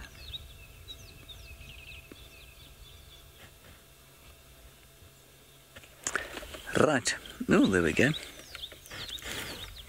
Duncan, all the way from the Dixie community. Melautiva Kudulea Tinamalema Mangaki. Antiv Gatle Tiku Tinongo Tawansa Titinga. They can live until they're about 14. And Tawanuna only till they're about 7. And that's get Nongolea Kumbeshan in Amalema mas 7 plus minus. Marantiv Gasle. Swatika go. It's very difficult to tell how old a kudu is. Alrighty, let's carry on down the road. Still trying to find a leopard, I hope.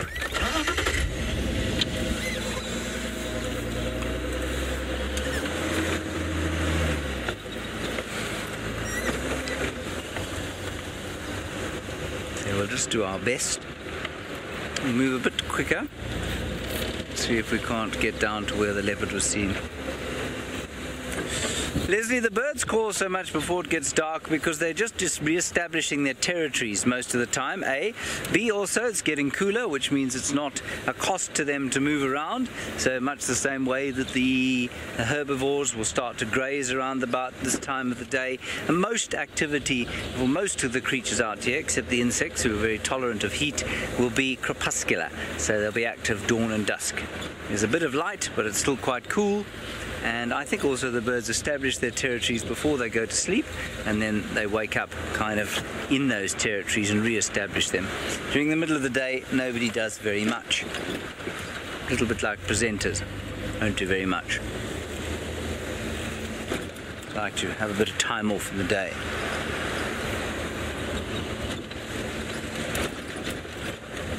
Hello, Macrambro. I was attempting to speak Shangaan. That was the language I was speaking. Not very well, but that's what I was speaking. There is a cinnamon-breasted bunting. Is that not beautiful? I wish it would sit still. It's on the road, Seb. Just in front of us there. There we go. Cinnamon-breasted bunting. And you can see that it has a breast the colour of cinnamon. And it's not quite as attractive as the golden-breasted bunting, of which there have been 5 quite close to camp recently.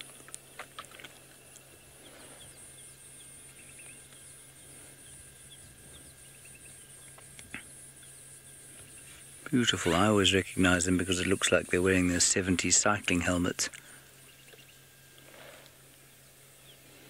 And there he goes. Okay, on we move. That was the cinnamon-breasted bunting.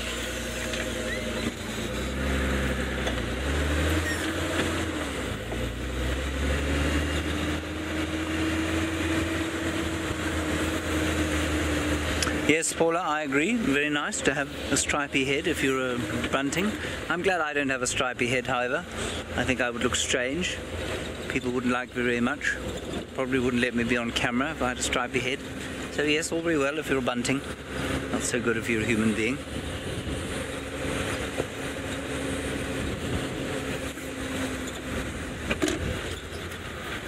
Yes, Sky, indeed, a cinnamon-breasted bunting does sound like breakfast. It would be a very small breakfast. I think you would still be quite hungry unless you'd had a very big dinner the night before.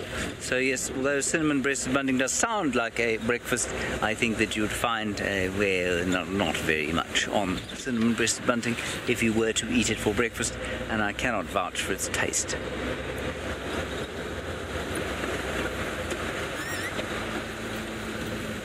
This is quite fun. On the top of that termite mound, can you see it there?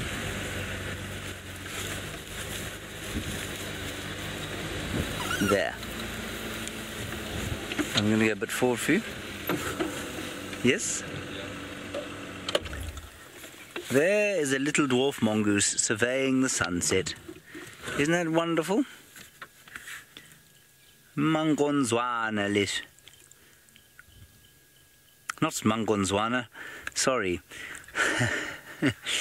This is not Mangonzwana, it is Matwigitso. Matwigitso.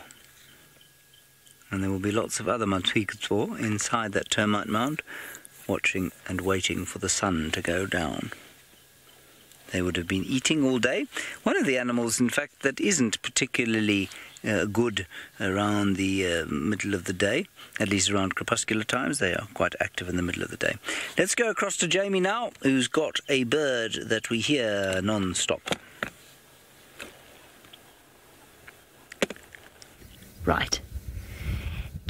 Chirr is the sound that this particular bird makes. It's right at the bottom right-hand corner. There you go. No, it's now at the top of your screen. There, perfect. Now it's in the middle. And it has caught something. So all of you will know this bird.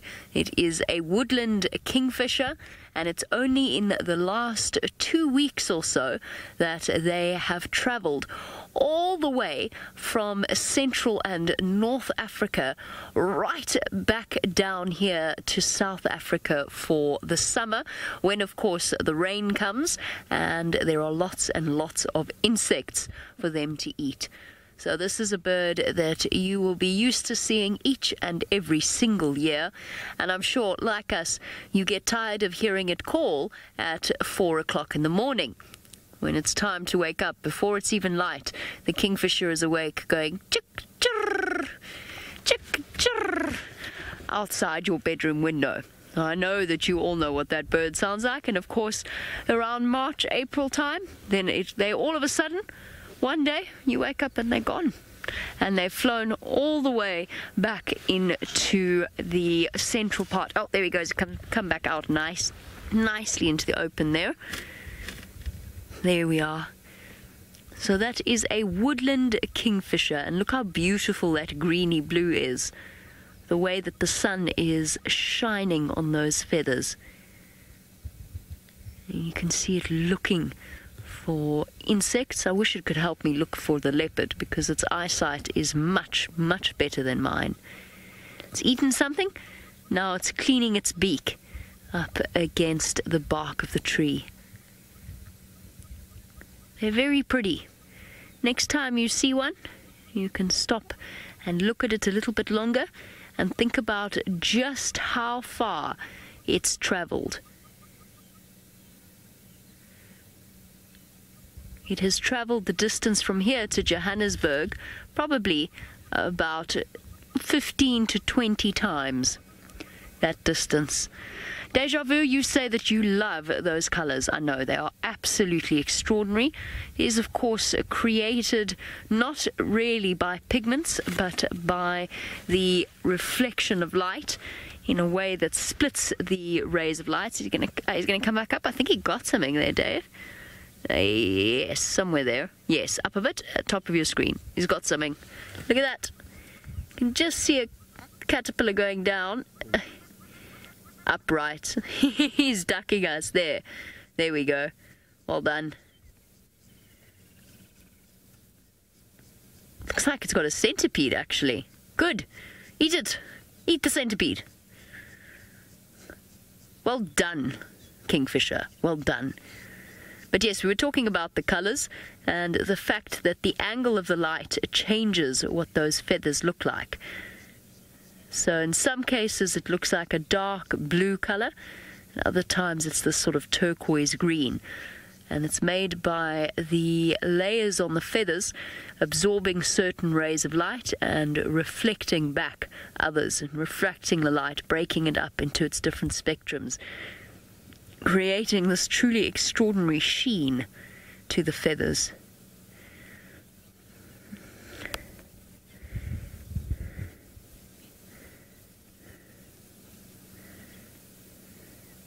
Vumboni, you want to know, and Vumboni is watching at the Dixie, Utah community gathering. You want to know what else that bird eats. Grasshoppers, locusts, crickets, sometimes tiny little frogs if it can catch them, but mostly insects, butterflies, moths, caterpillars, Not millipedes. They don't like millipedes. Most animals don't like the millipedes that you see around and about. But almost all insects, if it can catch it, it will consume them. And of course, caterpillars. It will also eat caterpillars, worms, anything like that. Mantas. If you see a praying mantid around about, it will also eat those. So there are different types of kingfisher. Oh, look, he's calling. Chip, chirr. There's different types of kingfisher, but out here, these ones don't really fish. Such a beautiful call.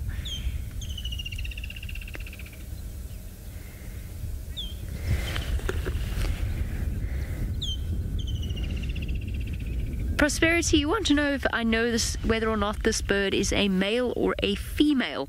I do not. I can hear another one calling to it, but it's very difficult to tell. There's no clear signs that you're looking at a male or a female, except for a slightly broader bill in the case of the male, but there's very little dimorphism between the male and the female. Both incredibly brightly colored birds.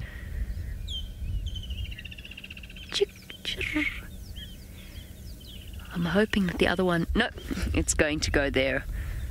I was hoping that it might fly towards the other one that's calling. We'll bring it this way so that we could see the mating dance that they do when they hold their wings open and they dance with each other. That's a in the field. Chicks. Okay, so we found lots of bits. Found our little leopard, who I'm sure is hiding. Sorry, I'm doing a bird again here. Dave, if you go to the right-hand side of this combretum, so hold on one moment, I think we might have gone a little bit too far.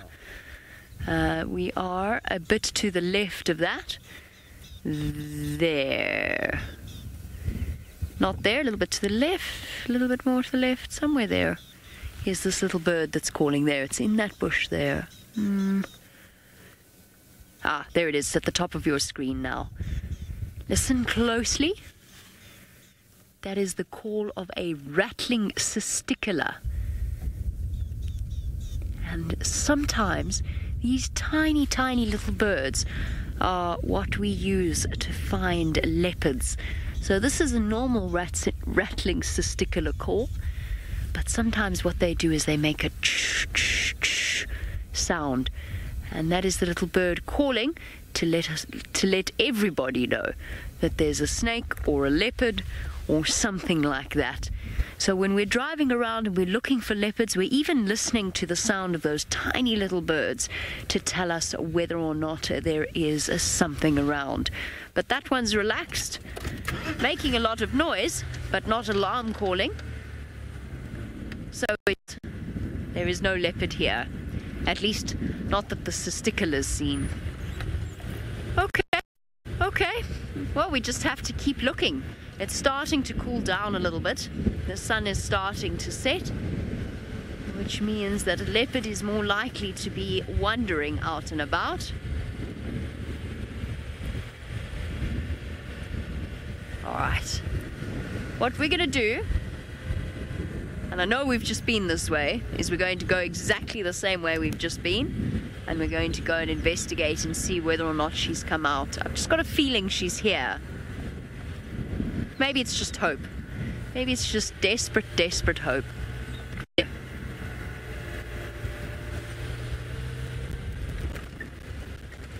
One more time. When you're looking for leopards, obviously, you've got to drive very slowly, because if you drive too fast, you could drive right past them. And sometimes when you're driving slowly, you still drive past them because they're so good at hiding. One more trip around here.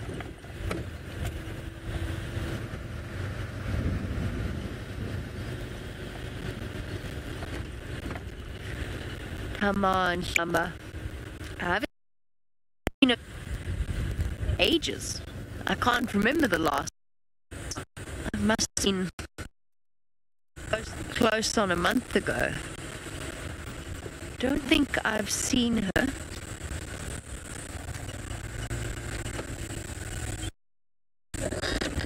Chainsaw.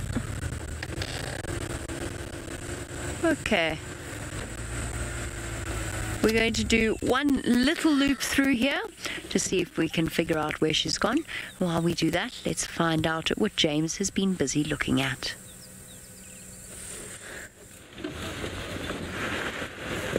I haven't been looking at much. I went off to see if I could find Tingana maybe on foot. Tingana is a male leopard, Yingwe. But I didn't find anything. So what we're going to do is go now towards the hyena den. And we'll be there probably in the next, I don't know, 10 minutes or so. And if we're not lucky there, we'll go back to the lions. But in the meantime, the sun is going down, the colours are beautiful, the leaves are green, the birds are singing. There is one of the singing birds, Sebastian. Do you see it? It's flying away. There it is. It's the chagra. Is it? Yes, there it is. The brown-crowned chagra. And it's flown away. It's got, oh no, there it is. It's got a beautiful, beautiful call. Let me play it for you quickly. It's making a little alarm call. Let me quickly find the call for you. This is what it sounds like.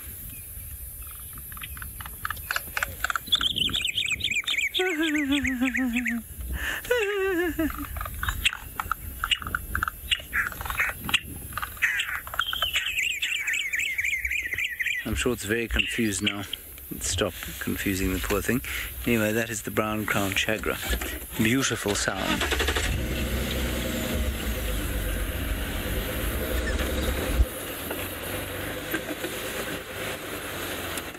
Birds at this time of the year are always very special.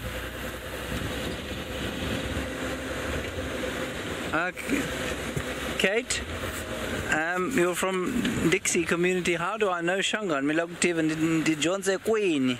Ni Jonse Londolozi. Kal and Ditire Londolozi. I'm sure Mitwile Londolozi. How?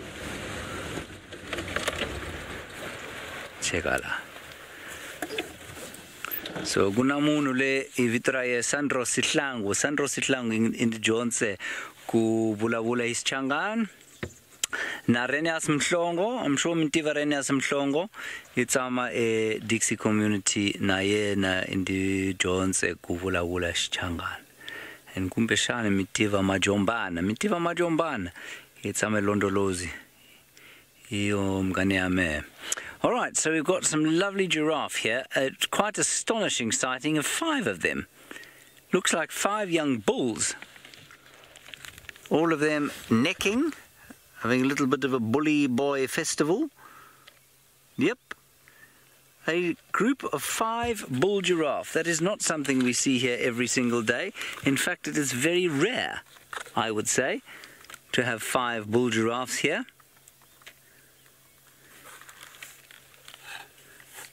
Wonderful. I've never seen that.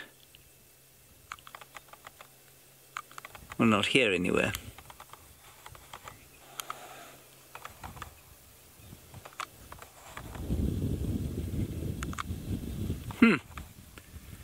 Gorgeous.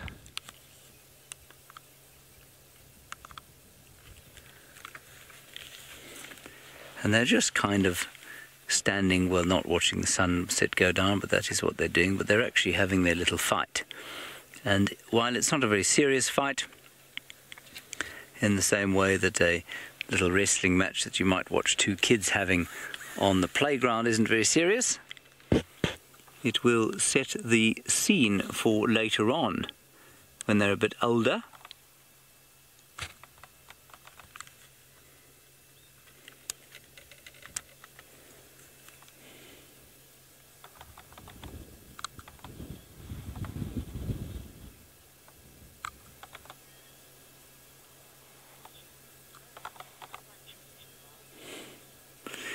Ramona, yes, exactly. A bunch of giraffes is called a herd.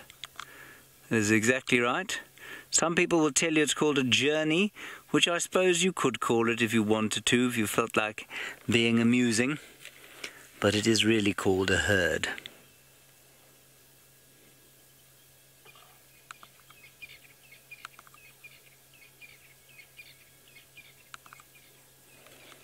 This would just be, I suppose, 2 giraffes. You wouldn't necessarily call it a herd.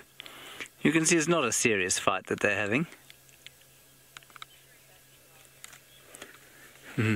Colin, no, it's not true that giraffe don't sleep. Giraffe definitely sleep from time to time.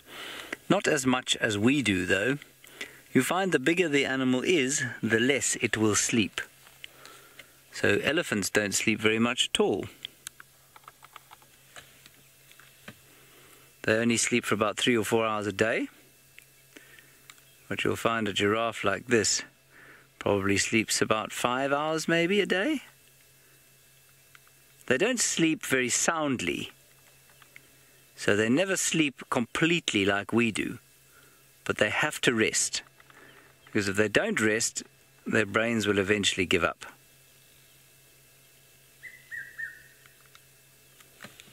There you can hear a red-chested cuckoo calling. You can see the fight is really not very serious at all. They're just kind of enjoying, I think, the afternoon and asserting a little bit of dominance one over the other, trying to sort out dominance hierarchy.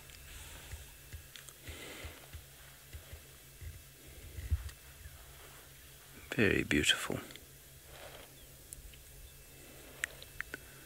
So like I say, from here we will go to the hyena den. Kaya ara timisi.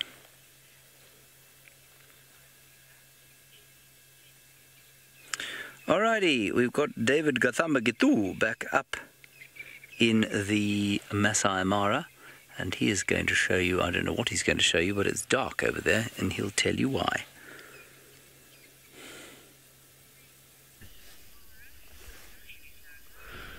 Well, James will always call me all the names that he likes, but I always like his pronunciation. David Gathamba. I like how he pronounced my names, and I wish one of the days I'm going to record him, and every time I'm a little bit bored or I'm down, I'll play his melodious voice. Now, this to me looks like a very big male here, and next to it is a young female, not knowing what he is thinking, because I guess that girl is just too young there.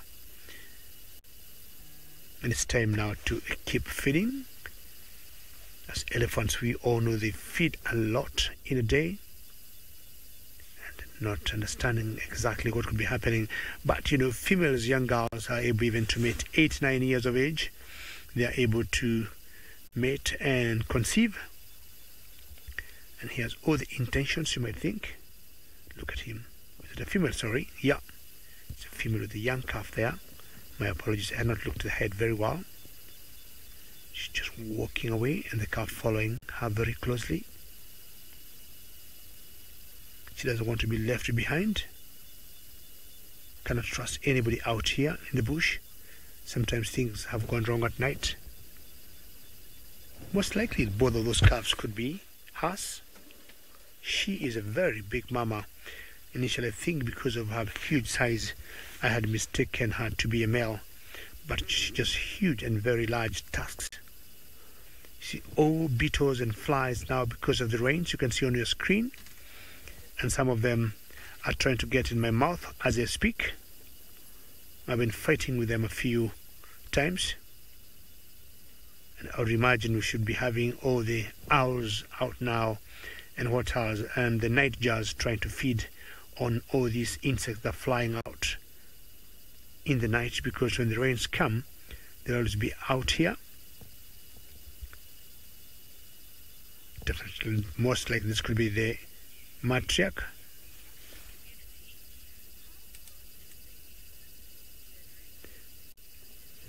Dixie, welcome from the Dixie community, Andre rather, and I'm trying to guess that baby elephant could be definitely less than 2 years, because what happened they'll get the tusks when they get 2 years and above. So I would say it could be slightly bit under an year. That could be just my guess. It's definitely under 1 year.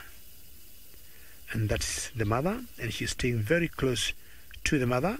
Dendry, I'm sure you can see, not able to eat grass, or she has chosen not to. Is she trying to pick something for herself? Definitely. So the mother will always try and shield them and keep them on the other side, away from anybody else. And as soon as the mother moves, she also moves quickly. And if she can go under the belly of the mother, definitely that's under 1 year. Very big female there. I would guess this is the matriarch.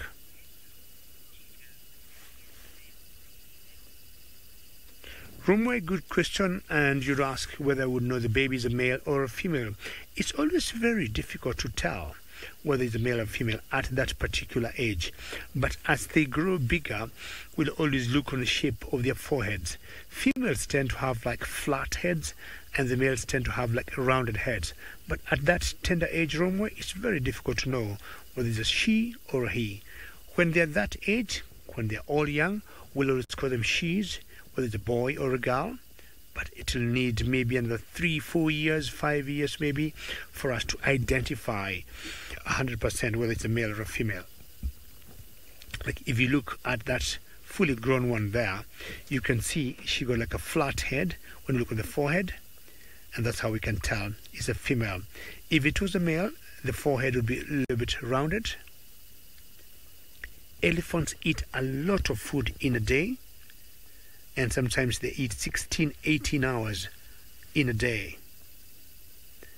Here they are enjoying some nice meal of grass because it's cool. We have had some good rains. And you notice because they use their ears a lot to flap, to cool off, they're not doing that because it's not as hot at the moment. We could be doing maybe mid-50s Fahrenheit. Sometimes they'll stop and they will listen. The matriarch is always the lead female. In all elephant herds, there'll be one female managing the whole group.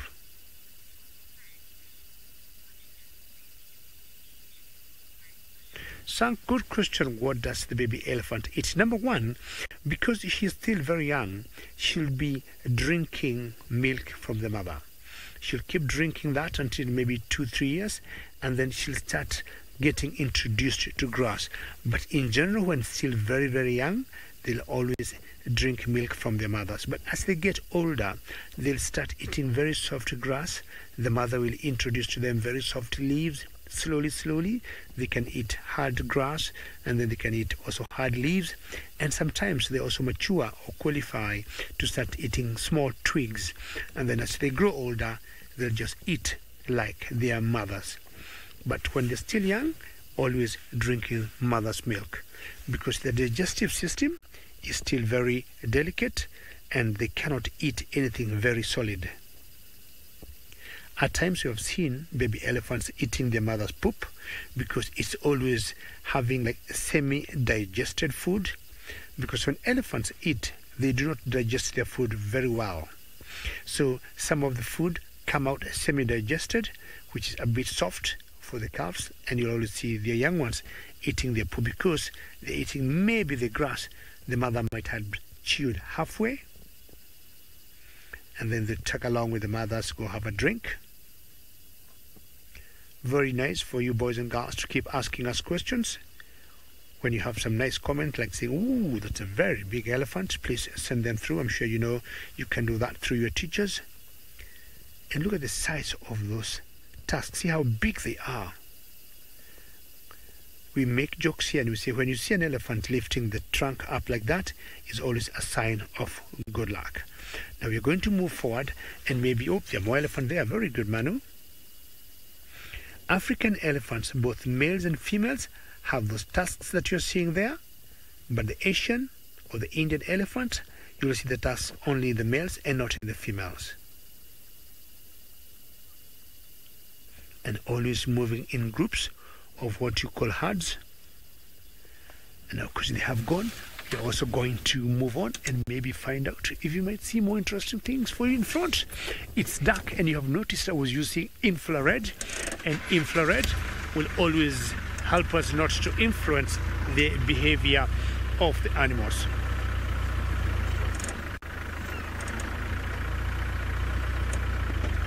Appeal, very good question, and you'd like to know how many times does an elephant give birth in 1 year?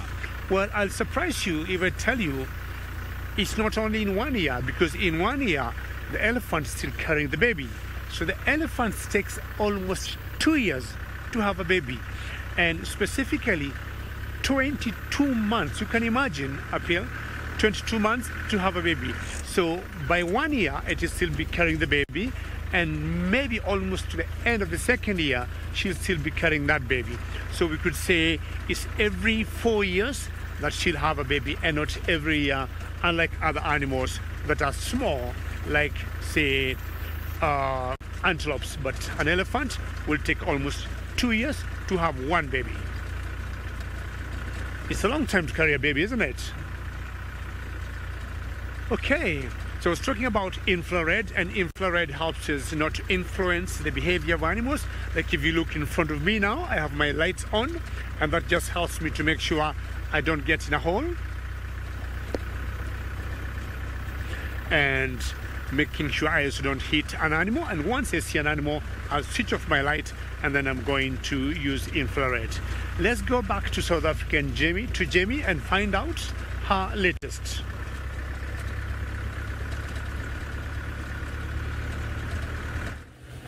I'm not in infrared yet because we are an hour behind the Masai Mara, and it is midsummer, so the sun is still up until late and up early in the morning. It's my favorite time of year. I love the long days.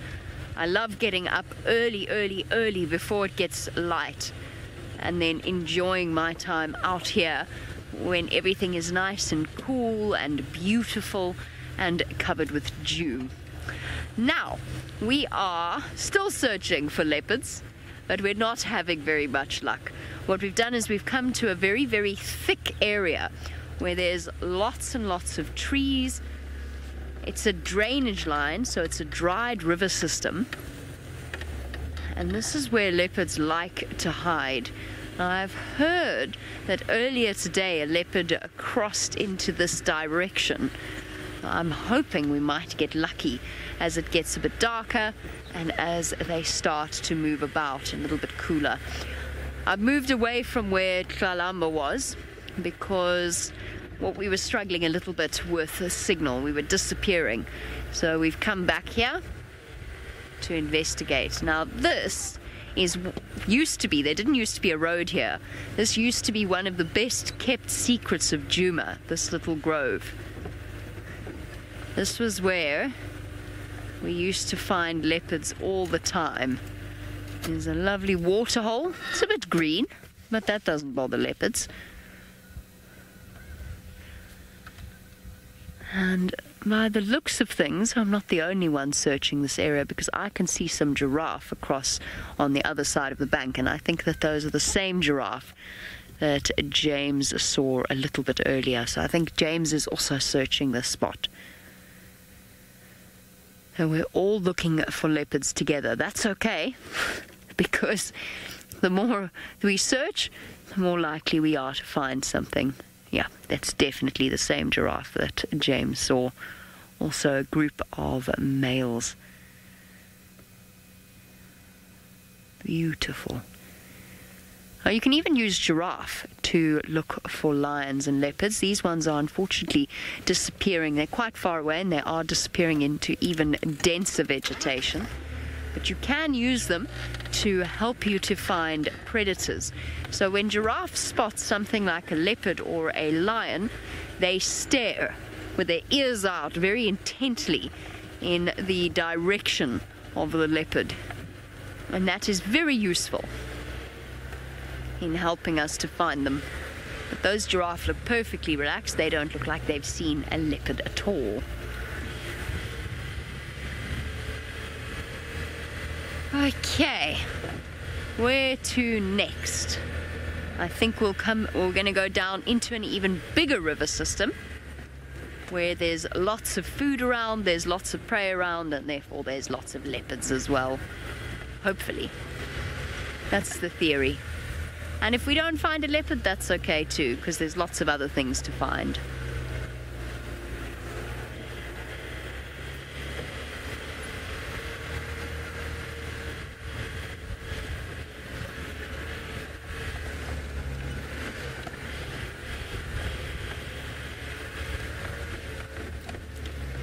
Remember, if you do have any questions, you can send them through on hashtag SafariLive on Twitter.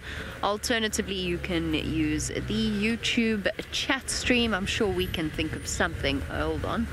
Nope, that's a hyena that walked along this road.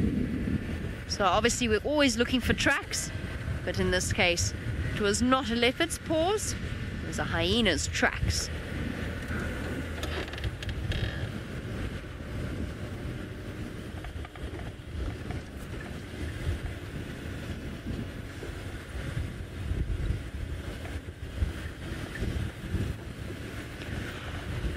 Now Paul has come up with a very interesting question, which is actually quite appropriate. We saw a very hot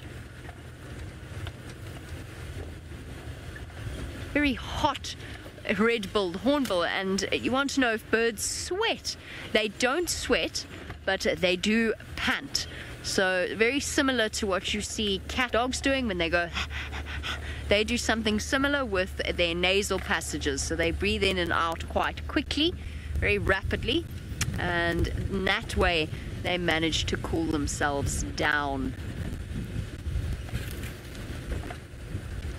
Alright, I have some very exciting news.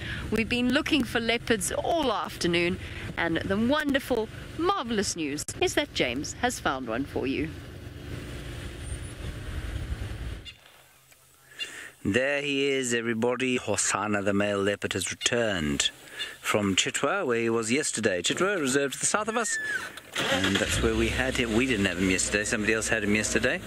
And he's obviously come all the way back home sometime during the course of today, which is very nice. He's walking straight towards one of the little houses we have here called Inga's house. I'll just try and get in front of him through this warren of aardvark burrows.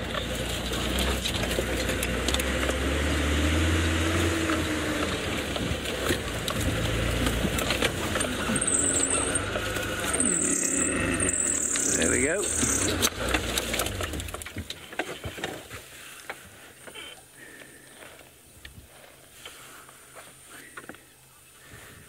That's very nice to see.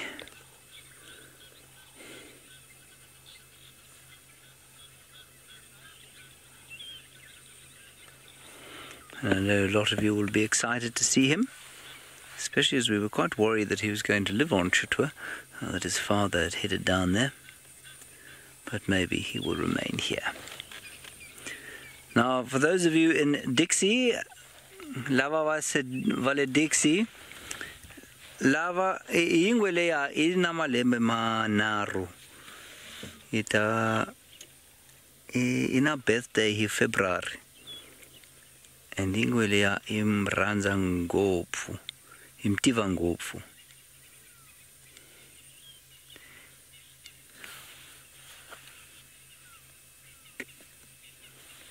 Right, let's carry on. Ivitraye Hosanna. Hosi nzongo Hosanna iyo vitraye.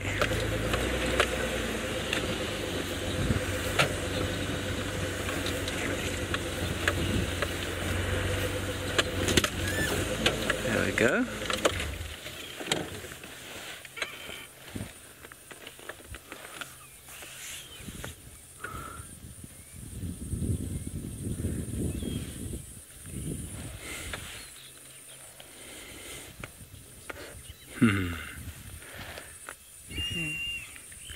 And if you listen very carefully, you can hear a Wahlberg's eagle shouting at him as well.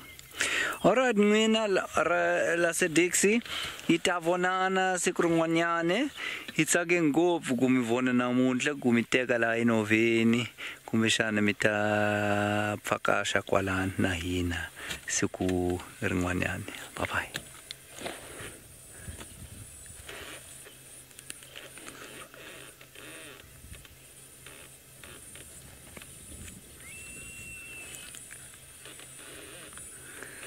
Alrighty, well there's Hosanna, everybody. Now, what we didn't want to show the kids, just not because they're kids, but because, you know, for a lot of them, the magnificence of Africa, I think, needs to be shown in all its glory.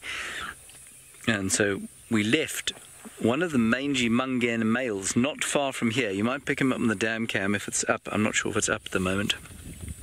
But he's really not looking good, and I think he's on his way out. And Hosanna is not far from that at all.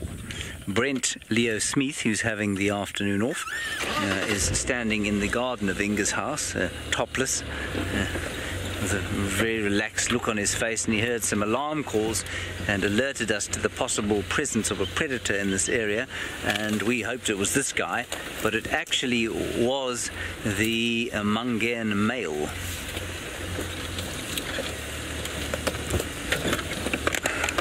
Go ahead, I'm just on the Game Drive radio. Hosanna now at Inga's house, just in front of Inga's.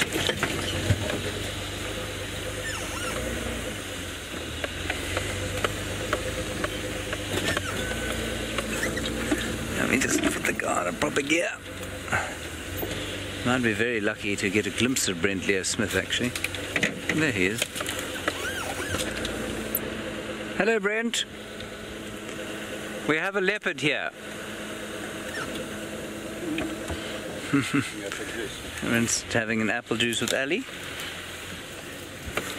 Go.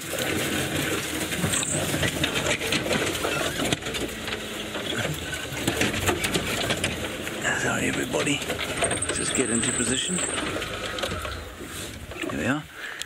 He is just to the west of Twin Dams Road, about 200 meters south of the Pan. He's near Inga's house.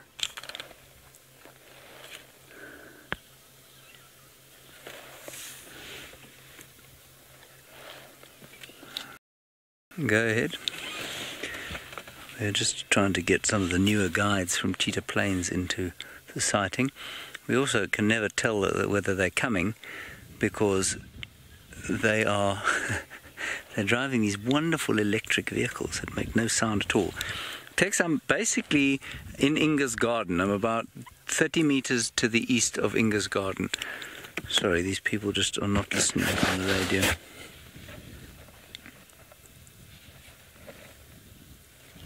Whew. Hosanna, Hosanna.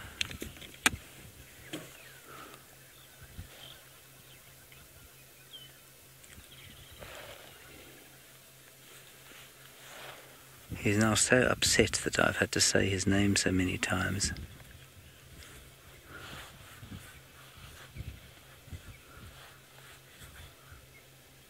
Isn't he a magnificent fellow? I might try an illegal photograph quickly.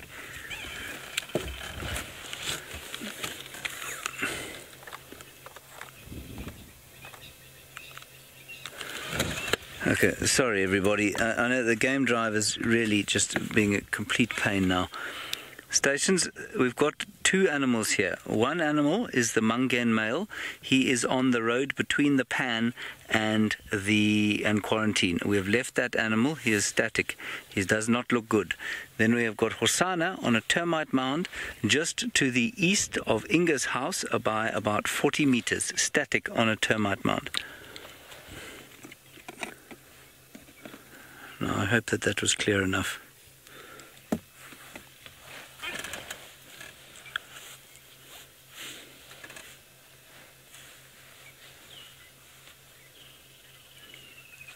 I didn't even think we called in that lion, did we?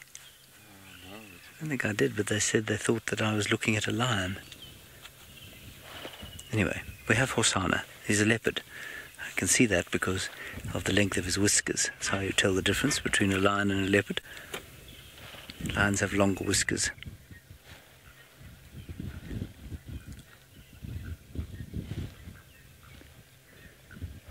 sure why he's wandered up here. I wonder if he is not aware of that mangy Mungan male lion. Quite possibly around here. And being followed by Hosanna. Good, Connie, thank you very much. So you heard me loud and clear. You'd be in the minority, I have to tell you. You would be in the minority. It's one of the most difficult things to learn to do on a game drive is pay attention to the radio so that you don't keep having to ask people what on earth is going on. Anyway, it's even more inconvenient when you're trying to spin a yarn to our wonderful viewers and it keeps going in your head. Now, like I was saying, before the barrage assailed my ears, these Cheetah Plains vehicles are utterly silent because they are electric. And I'm very glad somebody's gone down the road of doing the experiment. We are slightly unconvinced that they have the power they need, but certainly they are wonderfully silent things. It really is quite something to be in a sighting with them. It's great.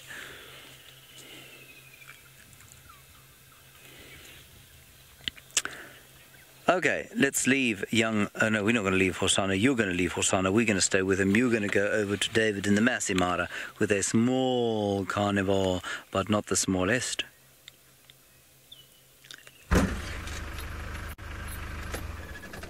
Well, I think I've got some special carnivore here. I don't know where it has disappeared to, but let's see. Yeah, there it is, and that's a mongoose. They tend to come out at night, and this particular one is the white-tailed mongoose, and definitely looking for any insect or any mammal it can lay her hands on. Always very shy, very difficult to see them during the day. Mind you, me back up a little bit, or move forward. Okay, let me just move back a little bit. Just moved, and let me see. Keep coming. I can see very well there. So it's white-tailed mongoose. They're these animals that always come out at night, and you see them like now, and white-tailed mongoose is one of them. It's pretty difficult to reverse the proper lights. You think, man, we have done it? Or keep coming? Try. So let's see if they can find her again. We're going to first use the spotlight. Let's see how far she has gone. That was an insect, not her. I may use just my light a little bit so they can trace her. Once we trace her, I'll switch it off. Or she might have ended up in getting into a hole to feed herself. No, she's definitely gone.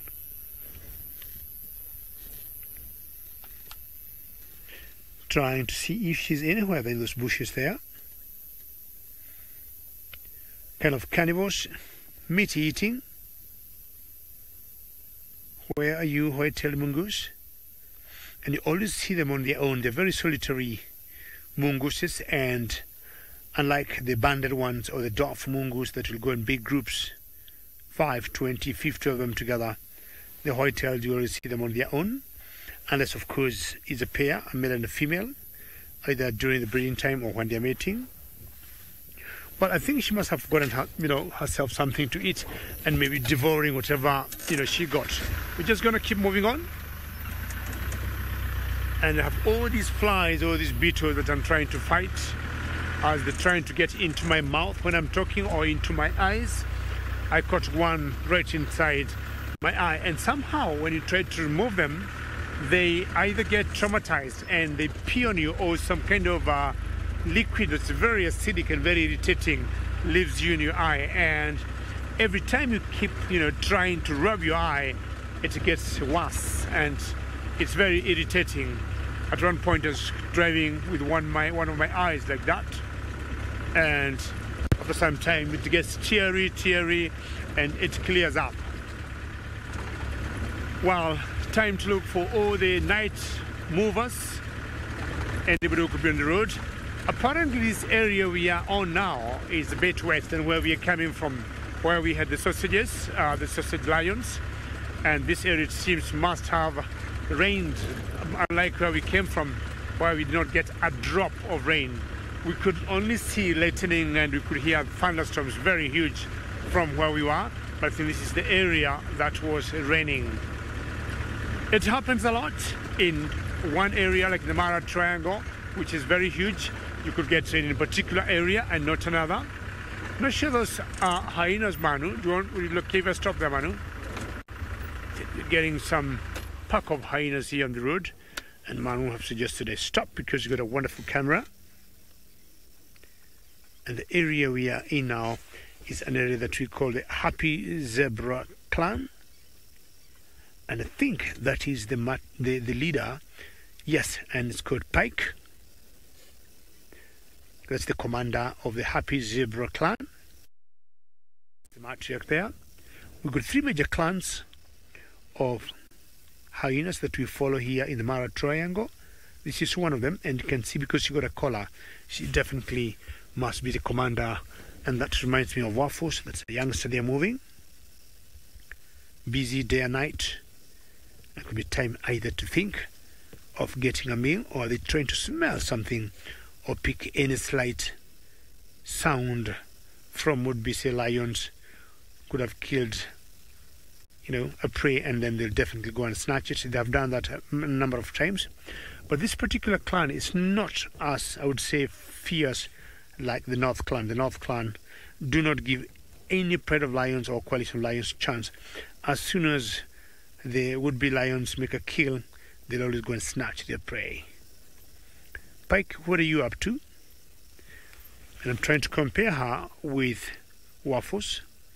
And we got some news. There's some ladies from Michigan University who have been researching hyenas. Brent, thank you for your comment. And you're saying, yes, this must be the commander. And truly she is. You can see from the size, she's quite, you know, commanding in terms of her body and the way she is behaving. Her body language tells you a lot. And look at all the other hyenas laying there and maybe waiting for the instruction from the commander. You go left, you go right, it's time to move. We need to get some food in this particular area. Pike, do something. Trying to compare her to Waffles, as I was talking about earlier. Waffles to me is always more alive, more active, moving a lot. But Pike, I have not followed her very well or for a long time. And there she goes. Pike, what do you want to do? Do you just have a big belly, or are you pregnant, Pike? Funny how those ladies who have been researching these hyenas named this clan the Happy Zebra Clan, that they found them eating or feasting on a zebra and the mouth looks very open. Well, do you want to do some greetings there? And the zebra seems still to be smiling, and that's how they ended up calling this particular clan the Happy Zebra Clan. A very submissive, typical of hyenas when they do their very creepy greetings. They always lift their back or their hind leg, and you get them sniffing each other. Not sure I've seen other animals behaving like that. Commander, where do you want to go? And somehow once she moves, the rest of the clan might also want to follow her. For those who have never joined us before, this clan is called the Happy Zebra Clan, and we're in the Mara Triangle in Kenya. Hello there. And they emphasize, or they carry so much power, the matriarchs. I was talking earlier of the Waffles, is another clan not very far from here, well, about another 3-5 miles, and there's a rumor that she might be getting overthrown by her granddaughter.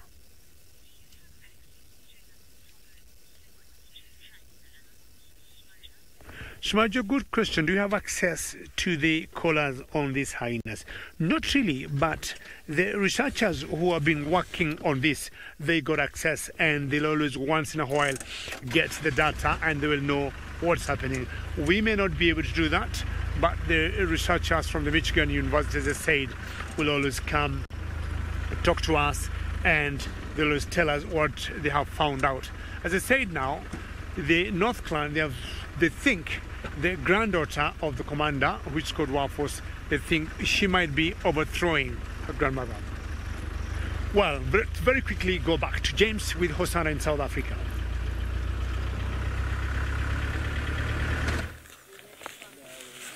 Righty, well there is Hosanna. You can see the night creeping up over the eastern horizon there, and you might even be able to hear the sound of the great Hardidar ibis going ah, ah, ah, as the regal prince does what he does best, and that is pose for the camera. You may hear some gasps of delight from a guest vehicle close by. They're all going, oh, he's beautiful. He is beautiful, of course. There's his little injury that we think he got from the lion. You can see it's healing nicely. That's it. Giving him no trouble at all.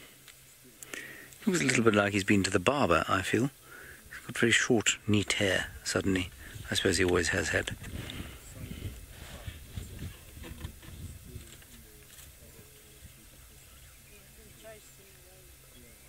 Wonderful. Just looking around, seeing if there's something he might like to devour. A baby impala, perhaps. I'm so pleased he's back here. What has he seen? Is your father coming back, Hosanna? No.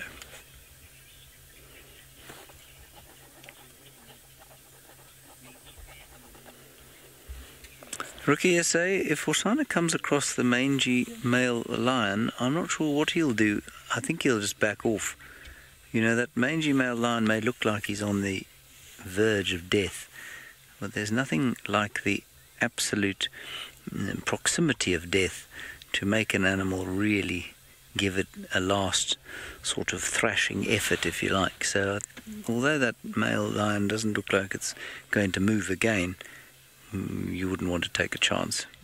And he's quite small, probably though about the size of small lioness, so about 100 kilograms or so, whereas this chap, of course, is only about 50 kilos.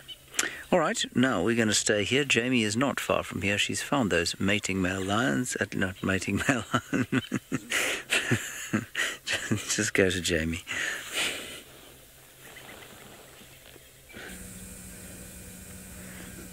I found the mating lions. It wasn't difficult. I knew where they were.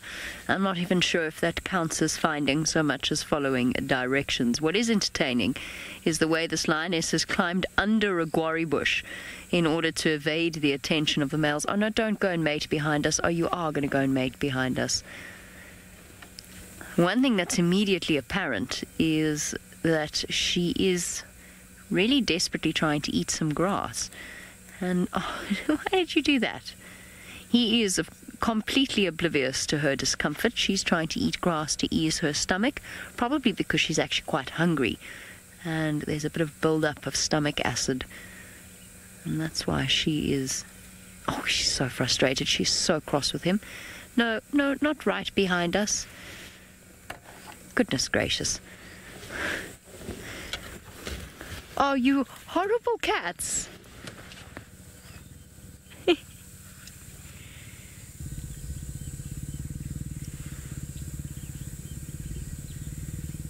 This is not going well.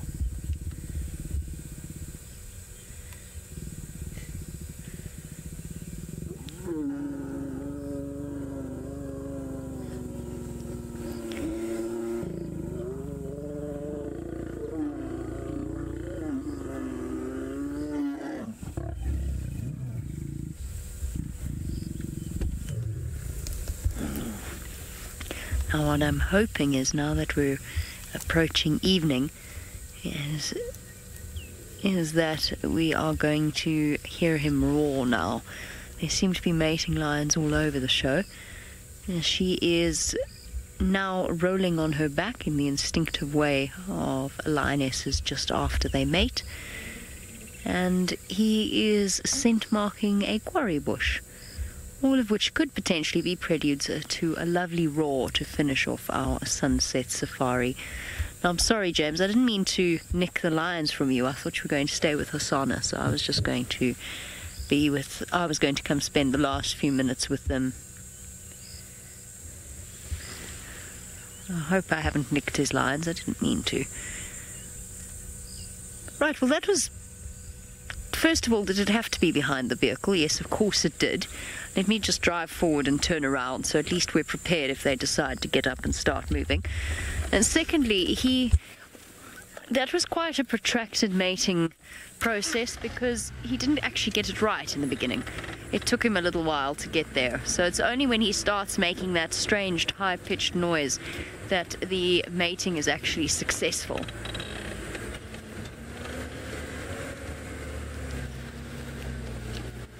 He just shot me such a look, as if he is so unimpressed with my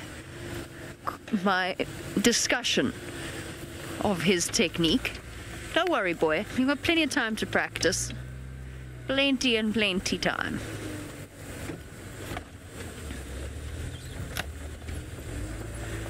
I don't think this is the Evoca male that's not 100% relaxed with cars. I've noticed that there's one in particular that is a little bit not uncomfortable, just not as relaxed as, say, the Nkuhumas. Look how he's standing over her. I couldn't believe it this afternoon when Rex said there was actually another mating pair of lions not far from these guys. And then when somebody reported another pair a bit to the north of us in Buffelshoek, well, all three Evocas have got plenty to keep themselves occupied. Well, I assume it's an Evoca mating to the north of us. I guess assumptions are dangerous.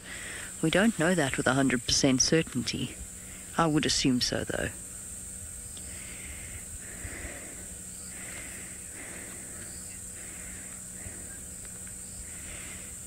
I know that you saw both pairs here, but you didn't see the third pair in Buffelshoek.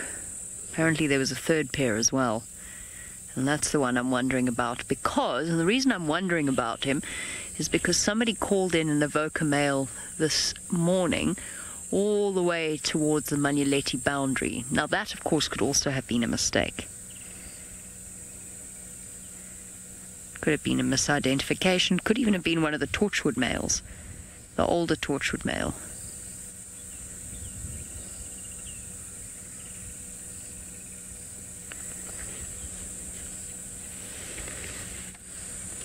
Come on, nice roar in this beautiful evening light to finish off this evening.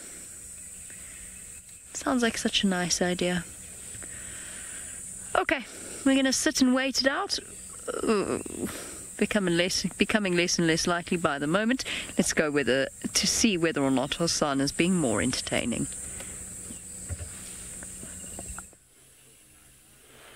There is Hosanna. He is now very sleepy. Poor little fellow.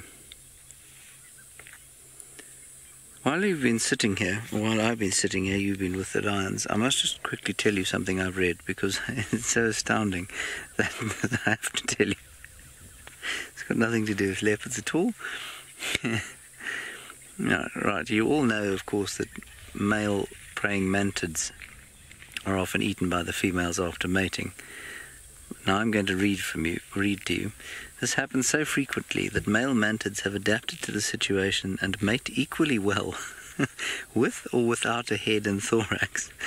The hind legs and abdomen of the male are autonomously programmed so that if one should turn the hind body upside down on the female, the legs will feel around and bring the hind body into position again.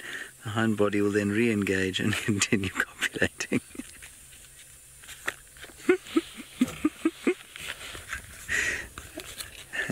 Ain't nature absolutely astounding? So basically what the author is saying there is that if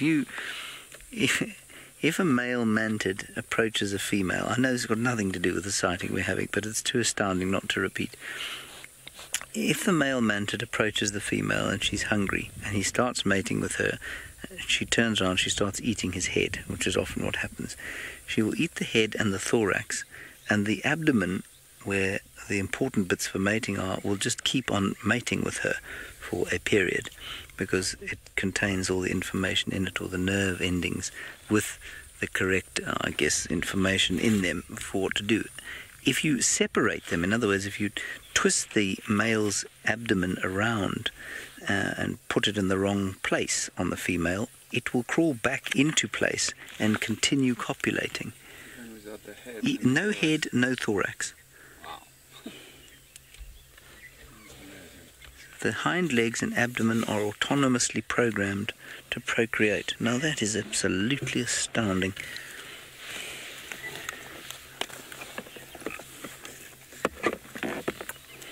Sharon, I'm not sure I'm allowed to repeat your comment, but I'm going to anyway. You say he's thinking with his small brain. Well, it's very effective. From a Darwinian perspective, it's extremely effective. Anyway, Hosanna is, well, he's posing, but unfortunately he keeps looking the other way. Deja vu, I knew something like this was going to come through. You say it sounds like the perfect male. Well, I'm sorry you feel like that, Deja vu. I'd like to think I have more to offer than just the bottom half of my abdomen and my legs. I wouldn't take a very good game drive if that's all I had.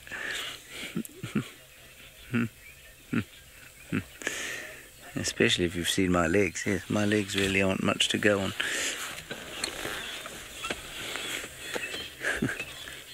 Thank you, Hosanna. We're trying to make some TV here and you keep looking away. That's better. Thank you.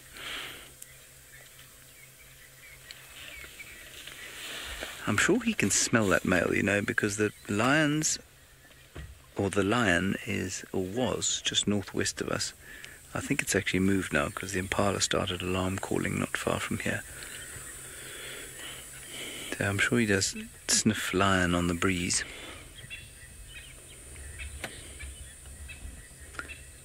If lions indeed do smell. Alright, we're going to go back to Jamie now. Their lions are up and about, and of course if a male and a female are together, we know what that means.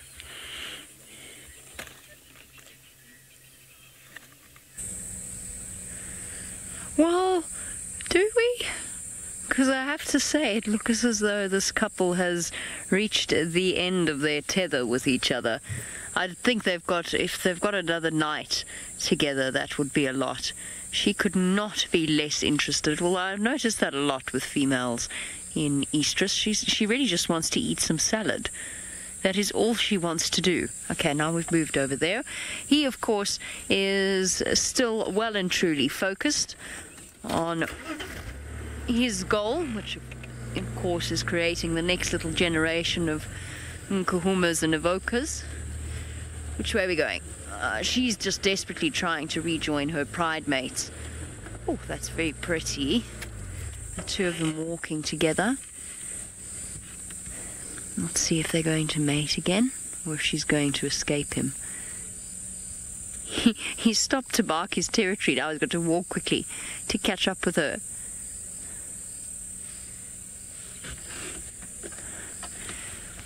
No, don't take us into this thick block now. Okay, hold on. We're going to catch up and follow them.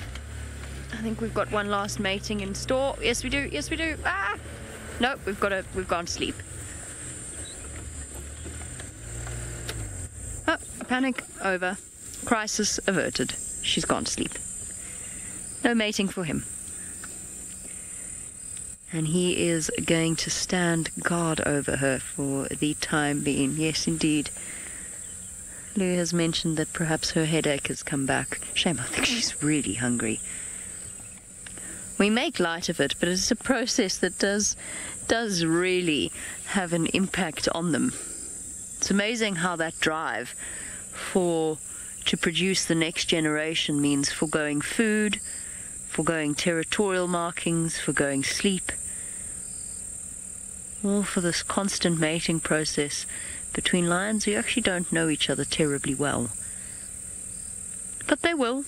They will come to know each other very well if the evokers do stay on, which I suspect is looking more and more likely by the day.